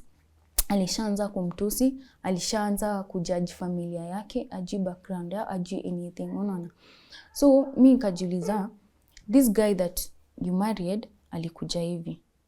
Ulikuwa unasema atujui kesho wa mtu venye itakuwa, unaona. mbona uoni Sama? Sama maybe unamwonana pesa, ana nini, auji kesho yake venye itakuwa. Singeambia mamangu, mimi nilikuwa tu najambia vitu. Ilifika extend my mama analeta mapastors. So when the pastor came, ukapata mamangu ashasema vitu. Eti ni kama nilitoa hizi vitu zina happen kwa hawa zinani affect. So niombewe. Mimi nasema sasa hizi ni nini? Mimi najielewa. Mimi najijua. So the pastor akasikia mamangu venye anaongea. Unaona? Akasema acha nibaki na msichana kwanza. Mamangu akaambiwa ajitoe. So I talked to the pastor. Pastor akasema, unajua pastor hizi anza kuchimba kwa mamako nini akiuliza. Nikamwambia pastor, I'm so open to you. You're a pastor. Even ndio hivi na hivi iko. Akasema, mamako, mimi sikujua hizi vitu. Your mom, she's the cause ya hizi vitu zote zina happen from the start. Unaona? Because every time mnaendelea vizuri, someone anakuja kwa life yenu. Unaona? Zizi enda kuambia mamangu, mom, you're the cause of vitu zinaniapenia. Unaona? So I told the pastor. So mamangu kwenda kukorektiwa na pastor, I was not there. My mom akakuja kwangu kuniambia ulienda kuopen pia pastor, sijui namwambia nini, story yangu na Nigeria kabla umwambie issue yangu. Na hii issue nilianzisha pastor Maliki tu ilianza. Unaona? Nikampeleka kila kitu pole. Akaelewa. So my mom, she was so embarrassed. Unaona? Juu yeye alikuwa anajifunika, mimi ndio mimi kwa the main issue. Unaona? Nikamwambia pastor, hata mamangu anataka kusaidiwa kuko hivi na hivi. So my mom akakuja kuongea vitu hata ukiambiwa pastor hezi sema kitu kama hiyo. Akaleta another lady. The same lady akamwambia, hizi vitu zimetoka kutoka kwako. Mtoto wako si mbaya. Because alikuwa anasema nilimaliza form 4, anapeana story ya nilimaliza form 4, nikatoroka nyumbani tu hivyo. Sijui nikaendea kijana hivyo. Apeani the main cause of hizi vitu zote. So the third pastor akikuja, we were not involved. Sasa juu wawili washamwambia issue ni wewe. So akaanza kujifigure out ya mwenyewe. Unaona, tumetoka hapo sasa. So after the uncle came, akaambiwa immediately, niliambiwa call Sama and everything that you have with this guy. Nikajiuliza mimi, okay, ni sawa. Nitaanza sasa kuambia Sama tu me break up. Hata Sama atauliza kwani nilifanya nini mbaya. So I went and called Sama kumwambia, kuna maneno mingi hapa, what you can do, I'll call you immediately after the uncle ameshatoka. The uncle akaambia mamangu, kitaka vizuri hawa watoto hata uwafanyia aje, tumejaribu hawezi achana. The best thing, call that guy. Anajua Sama ni mtu ukimwambia kitu anashtuka, unaona? So call that guy, threaten that guy. Akacall. I know the uncle aliambia mamangu vizuri nikisikia because me nashikanishanga kikamba. So after Sama akapigiwa, nikiwa downstairs nasikia mamangu ana shout tuko juu. Nikafeel vitu haziko poa, kuna kakitu. Nikitaka kupanda stairs nisikize, nikasema pana hiyo sipo, acha tu iko venye iko, maybe anaongea vitu zake. Nikaacha. So venye nina chat na Sama nimwambie buni call, nikwambie vitu uncle yako amesema kukuhusu, mimi sijui shida iko wapi. Sama venye response yake ilikuwa siti alinitusi ama nini, nilifeel ako low, ayuko tu sawa. Nikamwambia uko sawa kweli? Akanitumia hiyo kitu immediately, hiyo record ya mama. Nikamwambia mbona ulichukua simu? Si unajua mamangu venye yako. Akaniambia yeye according to what nilimwambia before, alichukua kidhani mamangu ako sawa, hata anataka kuongea na yeye. Kumbe angoli yake alishakama akaambia mamangu vitu, ukapata sasa wanaongea kama rafiki, walijuana business wise hizo vitu zote. So after Sama alitusiwa, ukapata huyo kijana tulika 1 week kama tuongeleshani. Me thought tuna break up hivyo. Nilimwambia, I remember that day we took an hour kuongea, nikamwambia she's my mom, I know her. Whatever ameongea, eke hiyo recording. Nilimwambia eke hiyo recording, we will use it siku moja. Me I know. The only thing I came nyumbani ni nipelekwe shule. After nimeshaingia shule, mamangu akikosa kunilipia fee, I know what I can do. I can hustle, nifanye hizo vitu zote, nijilipie fee. Unaona? So my mom, venye I went back home after history ya Sama nini, akasema everything has to end with that boy. Ashatusi Sama ukapata hata hataki story like ya kwetu kabisa. So condition ilikuwa muachane kabisa. Kabisa, hataki kusikia anything. Hata apart from Sama hataki kusikia anything else. Hataki chochote, hata shule hata nini. So my mama akaniambia, utakaa hapa, kitu nakwambia ndio utakuwa unafanya. You see? So my brothers wanaona, especially my brother, hatujasikizana kutoka from the word go. Huyu mkubwa. Juu yeye huyu mkubwa ako so favored sana. Saidi ya mamangu unapata Saa zenye mimi nateteshwa wako side wanacheka, nikaili unamokiwa. Unaona? So that time my brother unajua anasikia hizi drama zote venye zinaendelea zina rotate. So yeye anaona ako safe side. So from hapo mamangu akaniambia hataki kusikia story yote. I was working with some brands before. So nafaa kuenda kufanya kazi na wao but not every time. So ikabidi naenda once in a while. Juu mamangu ni mimi nafaa kuosha room tena. Kila kwanza saa hizo increase ni 6 bedroom. I'm supposed to wash everywhere. I'm supposed to clean up kila kitu, vyombo, nguo zake za mtoto, za nani kwa hiyo nyumba. Na Nigerian? The Nigerian guy nilipata wako pamoja. Wameachana? Na shushu nilipata. Before nikikuja the first round walikuwa. Hii ya pili kwenda kwa kina Sama ndio niletwa na huyo uncle alete vitu akuwa. Unaona? So the shushu amekaa for 5 years kwetu na the guy. Ever since akuje wedding, junior alikuja peke yake kwa familia. Ilikuwa tu kijana na huyo mama. The others walikuwa friends, sijui kutoka wapi tu wa Nigeria tu, sijui aliwatoa wapi. And then after wedding mimi nikidhani si wedding hivyo watarudi. Mama kakaa hapo for 5 good years. Hata sijui kama ni 5 or 6. So after I came back nikapata wako mamangu akaniambia sasa story yako na kijana sitaki kuisikia. Nikasema ni sawa, acha tu upate tunaongea na Sama but hakuna mtu anajua tunaongea na Sama. So mimi nikasema acha nikae nivumilie. Nafaa kuosha, nafaa kuamka mapema. I'm supposed to sleep too. Saa zenye mamangu anakuja. Juu kama endi job ataka kwa room yake, tuseme hadi saa 3. Maybe atoke ende kuinspect huko dukani venye kunakaa. You're supposed to wake up again, utandike room yake, uoshe room yake. Unaona? Na akipata ulilala, maybe nimechoka nimelala. I have a kid mdogo huyo Nigeria, nafaa kukaa naye 24/7. Huyo mtoto anafaa kama mtoto tu mdogo, akunywe maziwa, aoge, afanye hizo vitu zote. Mimi nafaa kupika, kuangalia hizo vitu zote zingine. Unaona? So my mom hakuwa anataka kuelewa. Ilifika point nilikuwa na nosebleed kila siku. Until nikapost kwa IG kwa watu. Is it normal? Ni stress ama ni uchovu ama ni nini? Hata unapata time yangu ya cramps zinakuja mapema juu uchovu. Unaona? Alafu zinakaa sana. Unaona? There is a day I woke up late. Nilikuwa nafaa ku clean up, nipe mtoto food. Nikamwekea Weetabix ipoe. So ikapen mtoto akapanda kwa room ya mamangu huko juu. Akukunywa breakfast. So mamangu akaanza mtoto amekunywa breakfast, nikamwambia hapana. Hakutaka kujua. Alianza tu matusi hapo. Actually ili happen timing watu walijua vitu Sama shaongea. And then tumepostiwa Nairobi gossip, vitu zimeanza kutrend kila mahali. So hiyo time mamangu akanitusi. And then ili happen Sama ameniambia mamako anakuanga hivi. So itabidi umepata tu anything yenye usiende kuambia watu waseme kwani msichana mbona anaongelea mamake. So I have the recording ya mamangu akinitusi that morning. Sijui kwenda na huko umbwa wewe. Pack vitu zako utoke uende. Sikutaki hapa hata sijui ni you're the cause vitu zangu zilienda marriage au nini. Yake na Nigeria. Sasa wewe ndio tena the cause. Ni mimi. And I was away for 2 good years. Mimi niliacha wakipendana vizuri sana.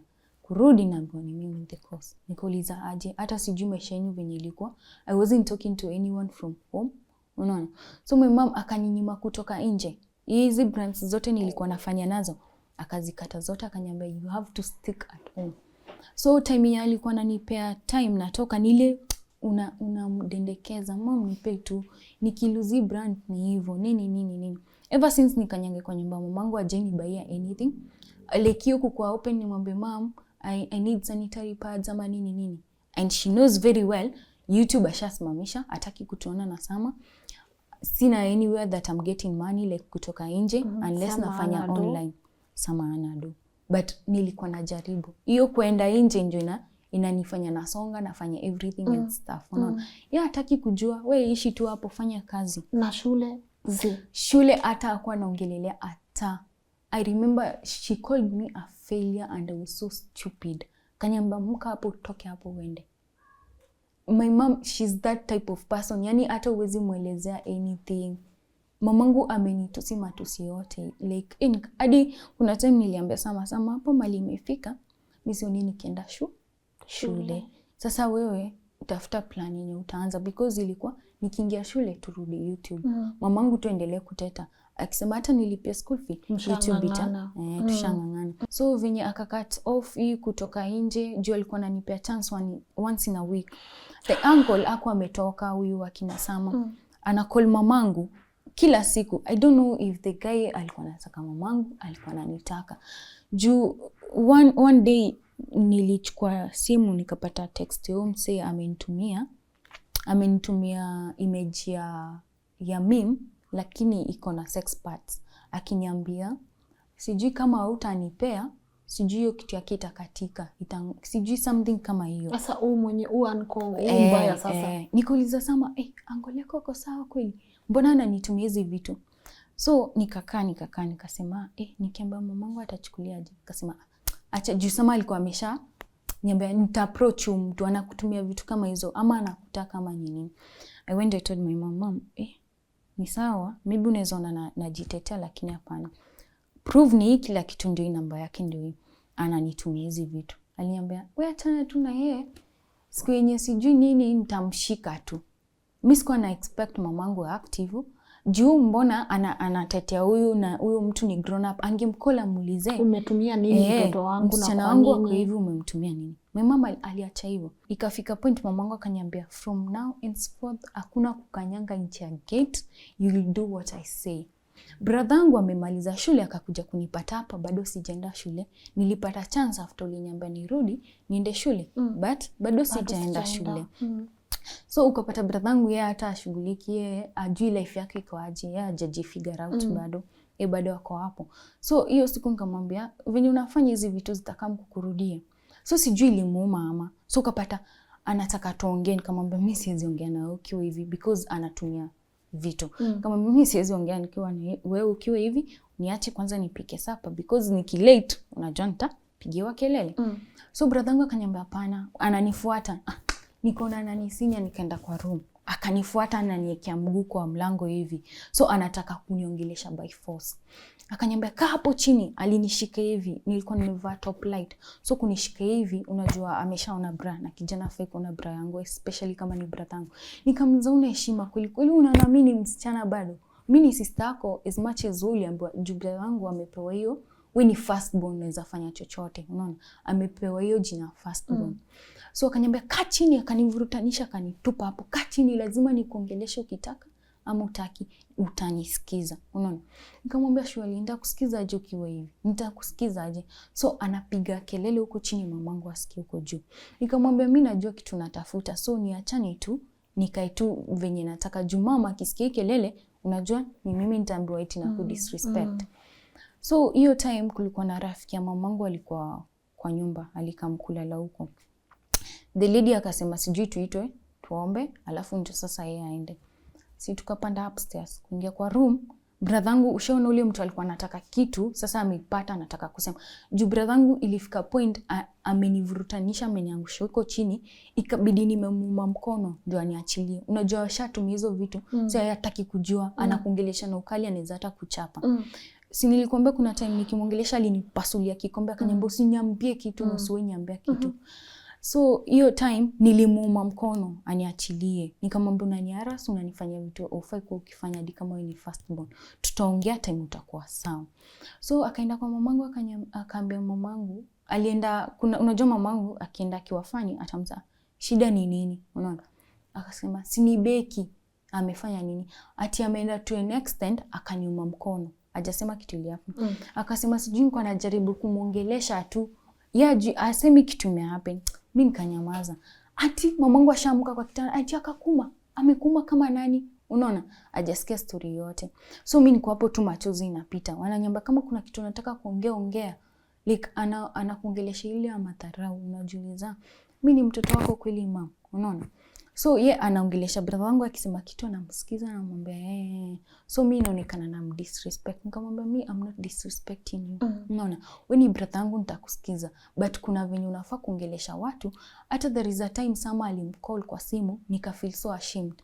Juu alimwambia nyinyi waumbwa mnashindanga mkinipigia mkitaka nini. So kuna time sikufua nguo za mtoi juu nilikuwa na cramps na nilikuwa na nosebleed. My mom insulted me. Yani alinitusi matusi yote. Alafu akikutusi ndio anionyeshe like nika nimemuumiza ama nimefanya kitu, she acts like analia ama anasikia uchungu. Alafu in the next minute ati ana act ni kama analia, ndio ufeel ni kama umekosea mzazi. Unaona? Nasema yani naenda nalia akiona ni kama ameniumiza. Reverse psychology. Naenda nalia. Nasikia tu venye ananitusi, sijui wewe kazi yako ni kulalisha hapo. Hajui kitu napitia, hajui anything. And then if I wash nguo huku, unaona huku, unaona ni kuko black. I used to bleed juu ya kutumia omo. Then kuna tumashimo tunatokeanga ukifua sana. Alafu then nashinda kushika maji, kuosha vyombo nini. So hapa ilikuwa inakaa red kabisa na tushimo. So siwezi shinda kufua. So nilikuwa nimejipea break, at least cramps zikiisha huku kutakuwa kushapoa nifunguza mtoto. Unaona? So my mama akaniambia, "Wewe unashinda kukaa huko boy, toka uende, umenichokesha sana." Nikasema mama nikatu amenichukia. Ama mimi si mtoto wako na utakangi kunyambia, because the way you treat me, how you talk to me, it's totally different na ni mbele ya madada zangu wadogo na watoto wadogo. Watoto wadogo watachukua hizo vitu mamaka na kuambia kumock. So if they go and say anything ama do anything, my mom doesn't care. She knows achani na Becky. Becky anafanyanga vitu hivi. Becky ako hivi. Unaona? If maybe mtoto hajakunywa fruits ama kitu kama hiyo. Yani unatitisho kama maids. There are more than 4 maids to 5 wamekuja kwa hiyo nyumba yetu wakatoroka. Ukijaribu kuchunguza mbona hao watu wanatoka, mbona everyone akikujanga, kwa nini kwetu tu watakuwa wanatoroka? Ni hizo tu the same. Kama wao wana feel pain, but mimi ni mtoto wa hapo na tusiwa daily. Kama Sama alitusiwa tu siku moja kwa simu. Yeye akafili kama amekuwa stabbed na mimi nachukua hiyo matusi kila siku. Mimi nikihesabu many times nimegongwa na vitu.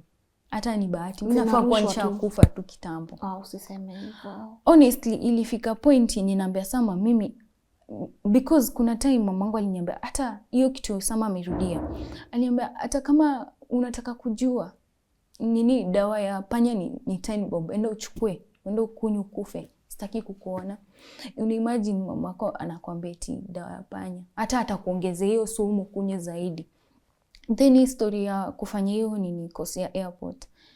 So ananimock mbele ya rafiki yake.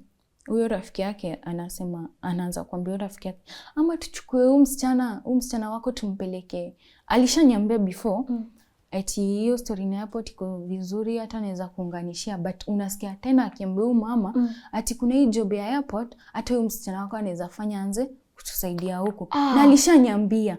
So ni imagine, mbona mamako alikwambia? Mbona yeye anaambia msichana huyu anaweza muunganisha? Na alishaniambia. Hiyo siku ni moka na ni moka.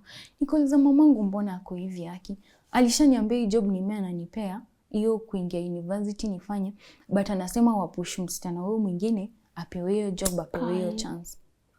Nikauliza mamangu ni mamangu kweli? Unaona? Uliamua like it's final, acha saa tu nirudi mteseke. Mimi nimechoka. Mimi nilisema sina baba, mamangu ndio yeye ana TV. Si eti niko na sister ama brother mwenye nikiongea naweza nisikia. Brothangu mali yako hata kiwatch video, anajua kila kitu niko napitia kwa hiyo nyumba. Anajua like I was going through so much because siblings wako hapo.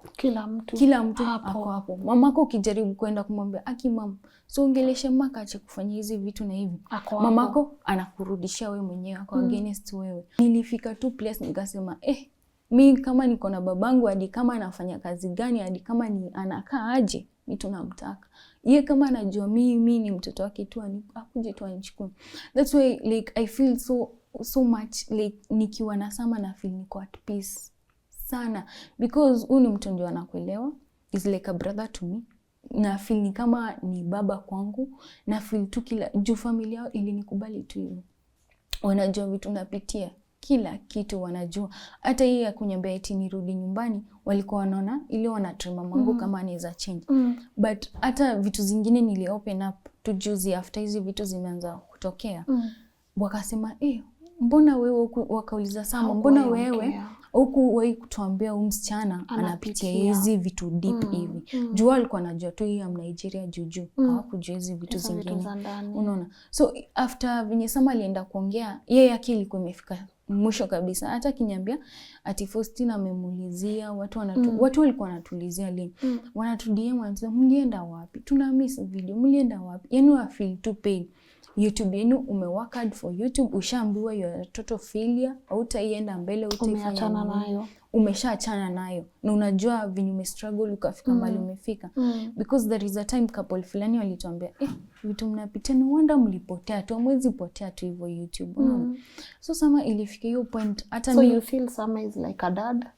Sama like ukijana nikikwambia venye like hata closeness tuli bond na yeye hatujafika hapo na brother yangu. Hatujawahi hata. So he's a dad, he's a brother, he's a friend, kabisa, he's a boyfriend, kila kitu. He's a husband, kabisa. That's when nilifeel so much pain mamangu akimtusi. Nilifeel ni kama mimi nimetusiwa. Yani nikasema mamangu anaweza ita huyu kijana umbwa, amuite hizo vitu zote hata ajui kitu huyu kijana amepitia. Unaona? Exactly. So venye ilifika 2 point Sama akasema hata akiniambia ameitwa aenda kafanya interview, hakuwa so ready, hakuwa anataka hizi vitu zikuje. Unaona? Kwa nini mlidecide ku-open up? Yani Lynn tulifika ile kabisa mwisho, like watu wanawaulizia amjui mtaanza kusema nini, amjui mtaanza kusema eti mli break up, ama juu Sama aliniambia ama tuseme tu tuli break up, hii story ya kulizwa Sama iishe tu. Nikamwambia hapana, acha tu nivumilie, niingie shule, unajua mali tumeanza hii YouTube, turudi YouTube. So umetoka bila shule kabisa, bila chochote, bila ID, nimeshinda kuambia mamangu. I remember I told my mom, kuna job iko hapa na iko na pesa fiti, hata inaweza kusaidia kama wewe, mimi na feel vizuri nikikupea pesa zangu zinatoka kwa mfuko wangu, sweat yangu, nitafutia ID. Mamangu akaniambia uko na kimbele sana, hiyo 2 years yote, yani ID niko 20 sina ID, nimeishi kulia.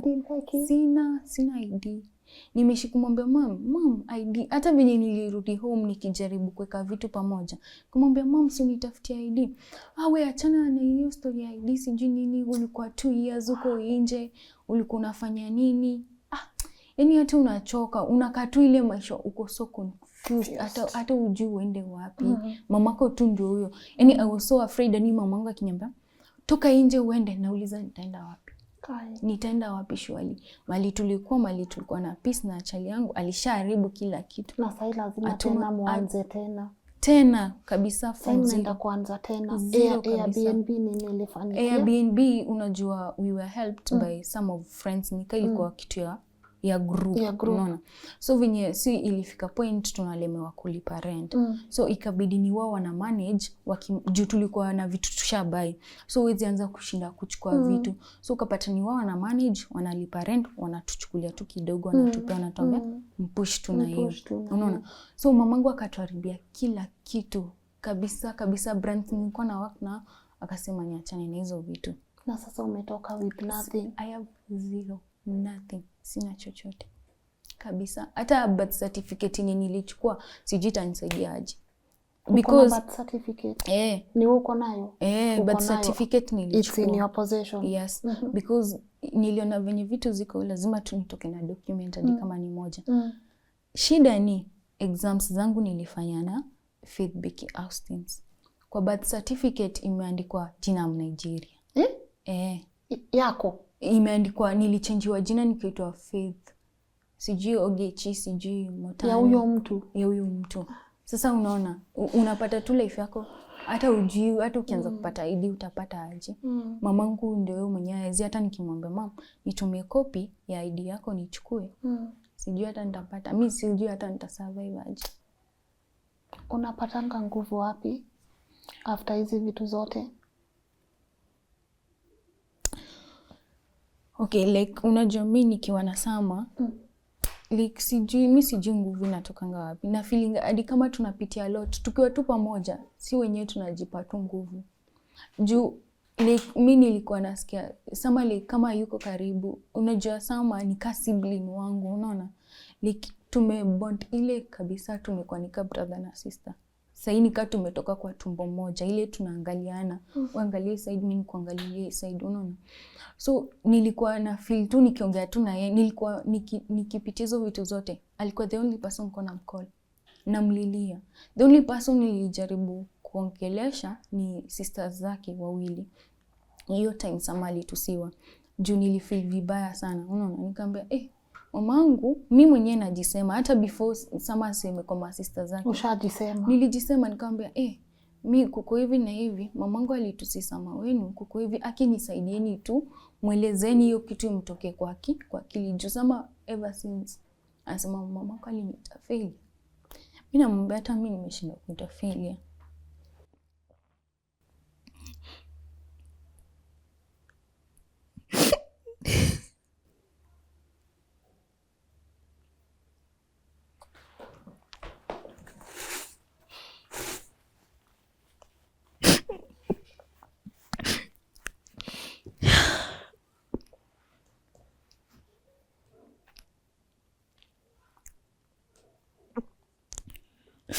So imagine hata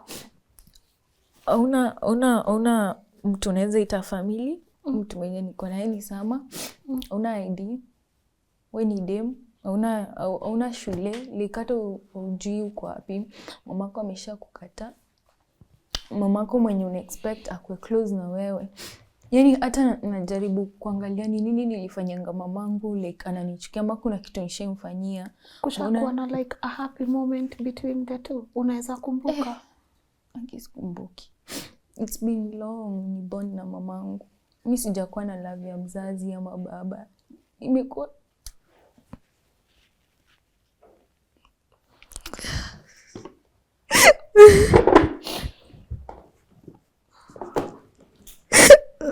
sit with me.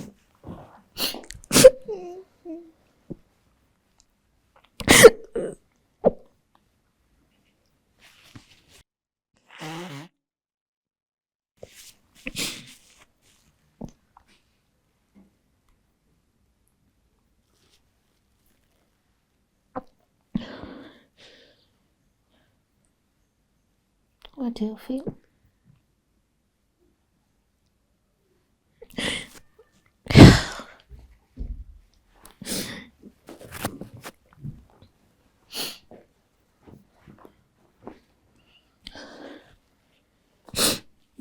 Hadi kuna time nilikuwa naambia Sama, the day alilose mama yake na uncle yake, nilimwambianga you're so lucky, umefanya kulose watu that they were there for you before. Usha feel love yao. Nikikwambia mimi sina mtu like mtu, because hadi there is a time baba Sama venye alianza kutoelewa, ukapata anatutumia do, unaona, anamtumia tu kidogo, tunajisupport naye. Mama, yani nikiona tu imeingia M-Pesa message, pia babake anasemanga nipewe simu niongee na yeye. Namwambia wewe ungejua, achana na story ya kulose mama yako ama uncle yako, they were once there for you. Mimi sijai feel love ya mzazi, sijai like kana mamangu like to bond ile kabisa. Like msichana na mamake, sina baba, sina nini, but uko na sisters, uko na huyo uncle yako alikuwa hapo na wewe, mamako, umesha feel you're so lucky. So ukilose mtu umewa lose, yes, but you're so lucky. Very very lucky. But you know you are lucky also because sometimes in life strangers become family. You know that? You know, sometimes in life you end up getting love from, like, there are so many people who are watching right now, Cindy, and they are sending you so much love and you have no idea.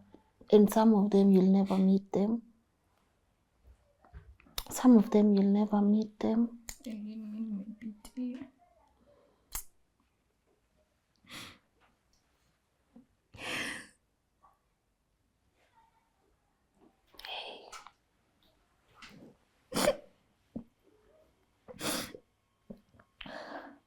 Unajua hadi watu wamekaa mkunijua sahijo, they didn't know anything about me, like kabisa. Mimi niko najiekea vitu apart from Sama, watu wa kwao. Kuna mtu alikuwa anajua deeper story yangu. Like hata wananiambia wewe unakaa hivi kweli, unakaa unapitia vitu kama hizi. And now it's out. And it coming out is the beginning of healing, unajua? It's the beginning of healing.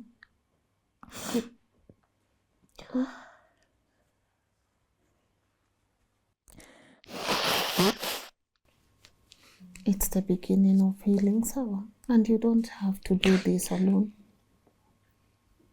Let's help you. Unajua, I feel so embarrassed because walimu wenye walikuwa na jana top shule. Like kama subjects zao. Sijaiendea results shule. Ujaiendea? Sijai. So wanashangaa kwani msichana alikuwa anaendelea vizuri, aliendanga wapi? So a lot of questions, unaona, zinauliziwa huko. So ujaiendea results?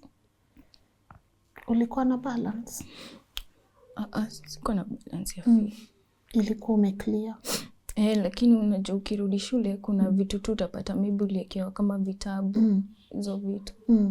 So like sijui ni actually I was trying to talk na rafiki yangu fulani nikiwa shule, alikuwa wa worship, nilikuwa namuongelesha kidogo kuhusu familia yetu.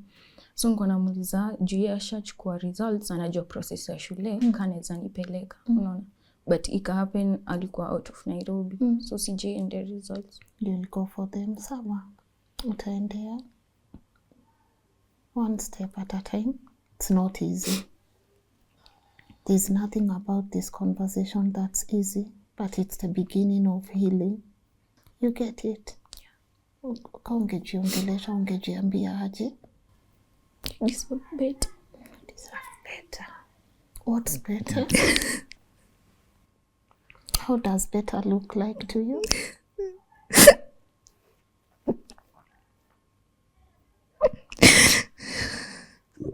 It's okay.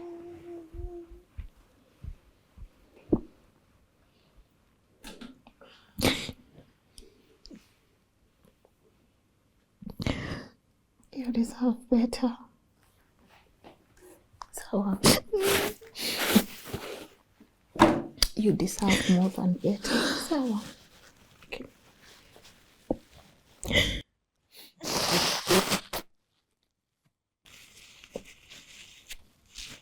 May this mark the end of pain and the beginning of another journey.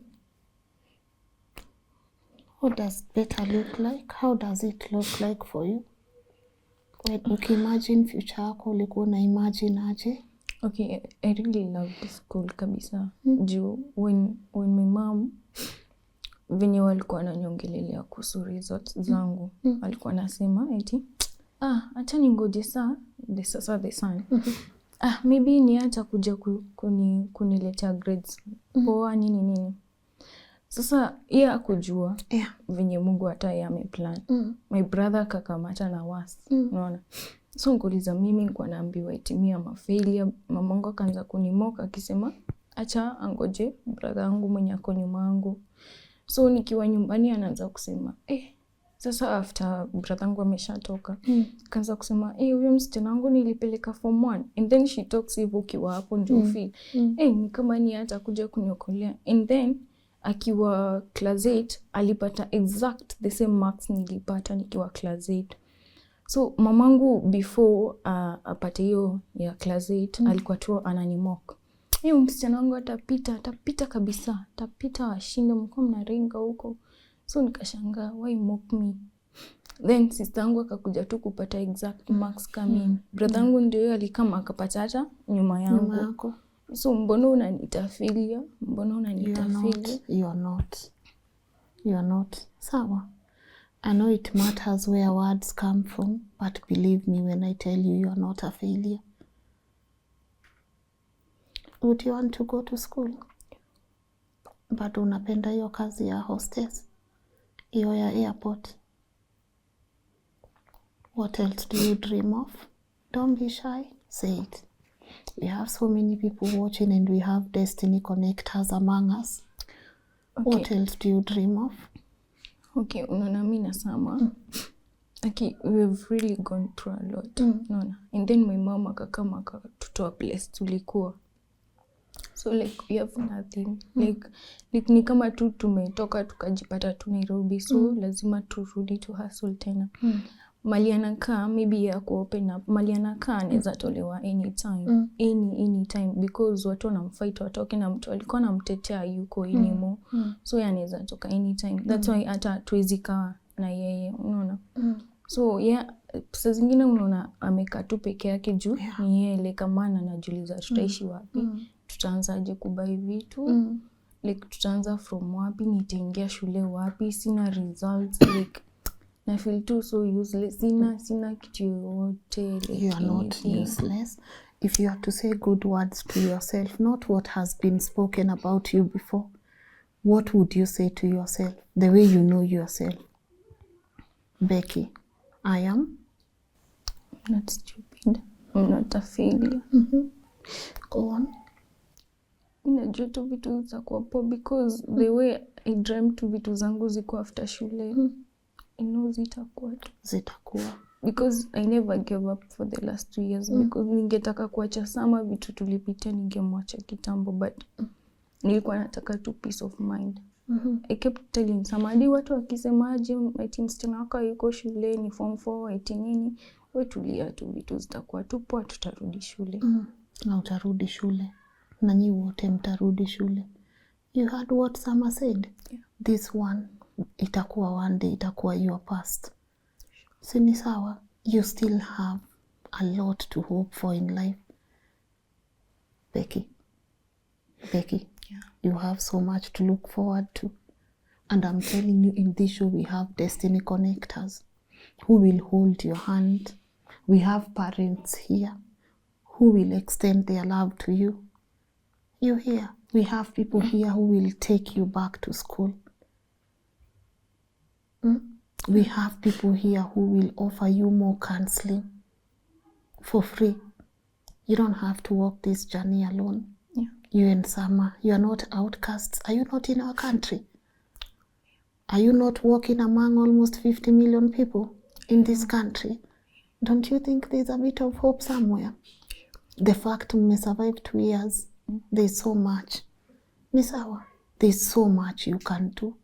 Wherever mom is,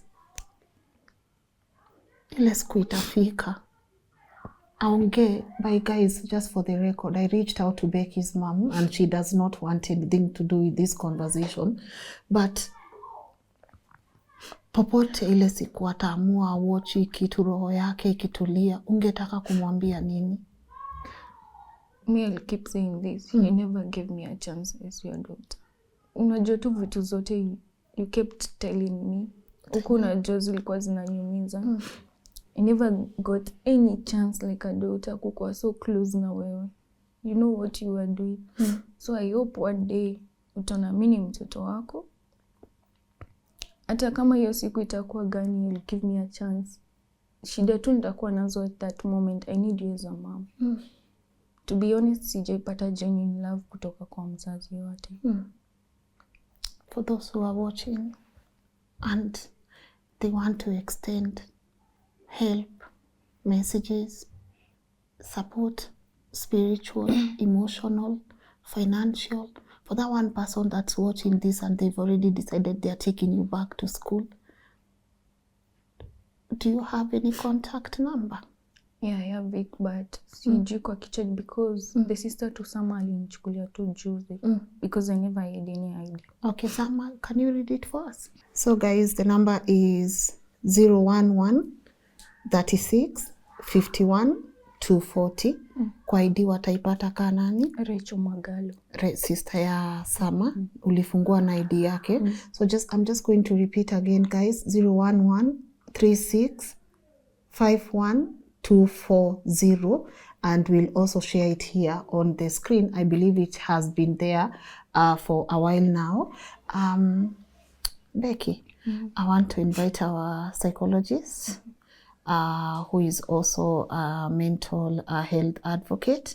She's also a mom, and she's a now good friend of the show. I want her to come and help sit with you guys in this couch and just ask her anything you feel like asking her, and just listen to her. So I want to invite her, but before she comes, what would be your parting shot to our audience? Ungetaka kuambia watu nini? Okay, especially to mothers ama to a parent. Okay, after I shared my story, ukichukua simu yangu utapata a lot. Wasichana wengi walikuja kwa simu yangu, hata mimi nikashangaa nitafanya. There is a girl alinitext karibu 50 messages. Hata walio sijazifungua. Juu ni wengi, you say. So, I'd like to tell you parents, aki mothers, be close to your daughters. Amjui vitu wanapitia. Kuna msichana actually, she opened up, akaniambia niko Dubai. So, unajua mtu akisikia Dubai, anasikia. But ana peace at all, kabisa. So, mothers, please, hata kama ni msichana, si wako, ni wako. Adi kama, as long as you are a parent to that kid, msikize tu, regardless of whatever she did in the past ama anything. Msikize, because we have a lot. Okay, watu wengi kasisi tunaundergo depression, but amjui kabisa. So, I will tell mothers, please, give chance to your kids. Wawaeleze anything. And to any girl out there kama mimi unapitia hizi vitu. Usijali, time yako ikifika ya Mungu, maybe usaidiwe, itafika tu. Yeah, just take heart tu. I know kuna wengi wanapitia vitu kama hizi, but kweni too strong. Hobbies zako ni? Sorry? Hobbies, unapenda nini kwa life? Okay, apart from YouTube, kufanya hiyo drama and everything, sidhani kama kuna kitu ingine. Hakuna? Tuseme hiyo drama ama music, vitu connected na YouTube. Ndizo unapenda. Continue doing what you love. Yeah. Even when the world does not understand. It's not upon them to understand. It's upon you to not give up. Ni sawa. Guys, we have to end this episode because, as I said earlier, I would want Venus to sit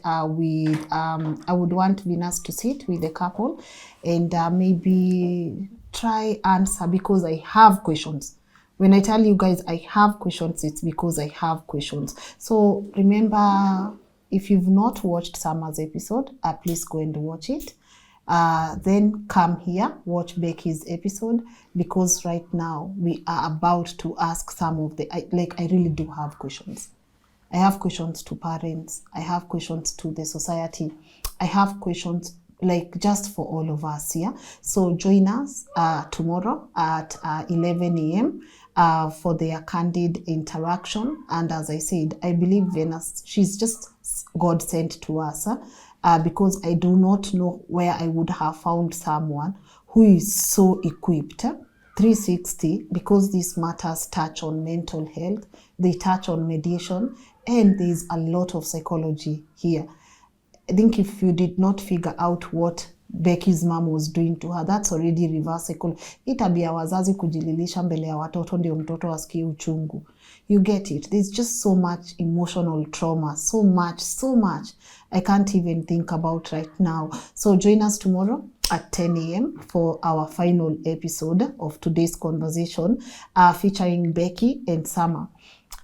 As I said with Summer before, we are not going to let Becky feel this pain by herself. Actually, she deserves to smile. After 2 years of all this trauma, she deserves to settle and say, you know what, guys, me just want to be a girl and go back to school. She just deserves so much peace. She just so much peace. So, you know how we do it here on this platform. We are community, and I believe we have so many destiny connectors among us. Whichever way you know you are going to channel your support, her numbers been on the screen for a while. Their YouTube channel is here also. The link will also be pinned on the description and on the comment section. Go subscribe, show them some love, and let them know that sometimes the greatest love we'll ever experience comes from strangers. Becky's mom, if you're watching, I did my due diligence. I called you last week and you said you want nothing to do with this conversation. From a daughter to a mother, your child is hurting. Your child needs answers. Your child needs an ID. Your child needs her results. And you as a parent, it's your responsibility to make that happen. Your child needs love. I hope one day you can sit as a mother and daughter and work things out. But even if that does not happen, to all parents who are watching, and you've caused so much pain and trauma to your kids, this is what we are doing to this society. This is what we are doing to this generation. This is what they are going through when you have no idea. When a child has a miscarriage, this child deserves to be next to their mother. This child deserves to go through therapy. This child deserves all the tender love and care so that they know how to figure things out in life. It's not the best time for us to chase them and tell them you are a failure, you'll never amount to anything. When itakataka, words have power. And children, parents, whatever we say to each other has the potential to be with us for a long time. So as you prepare to watch tomorrow's episode, I want you to think, how can we make our society better? As parents, how can we treat our children better?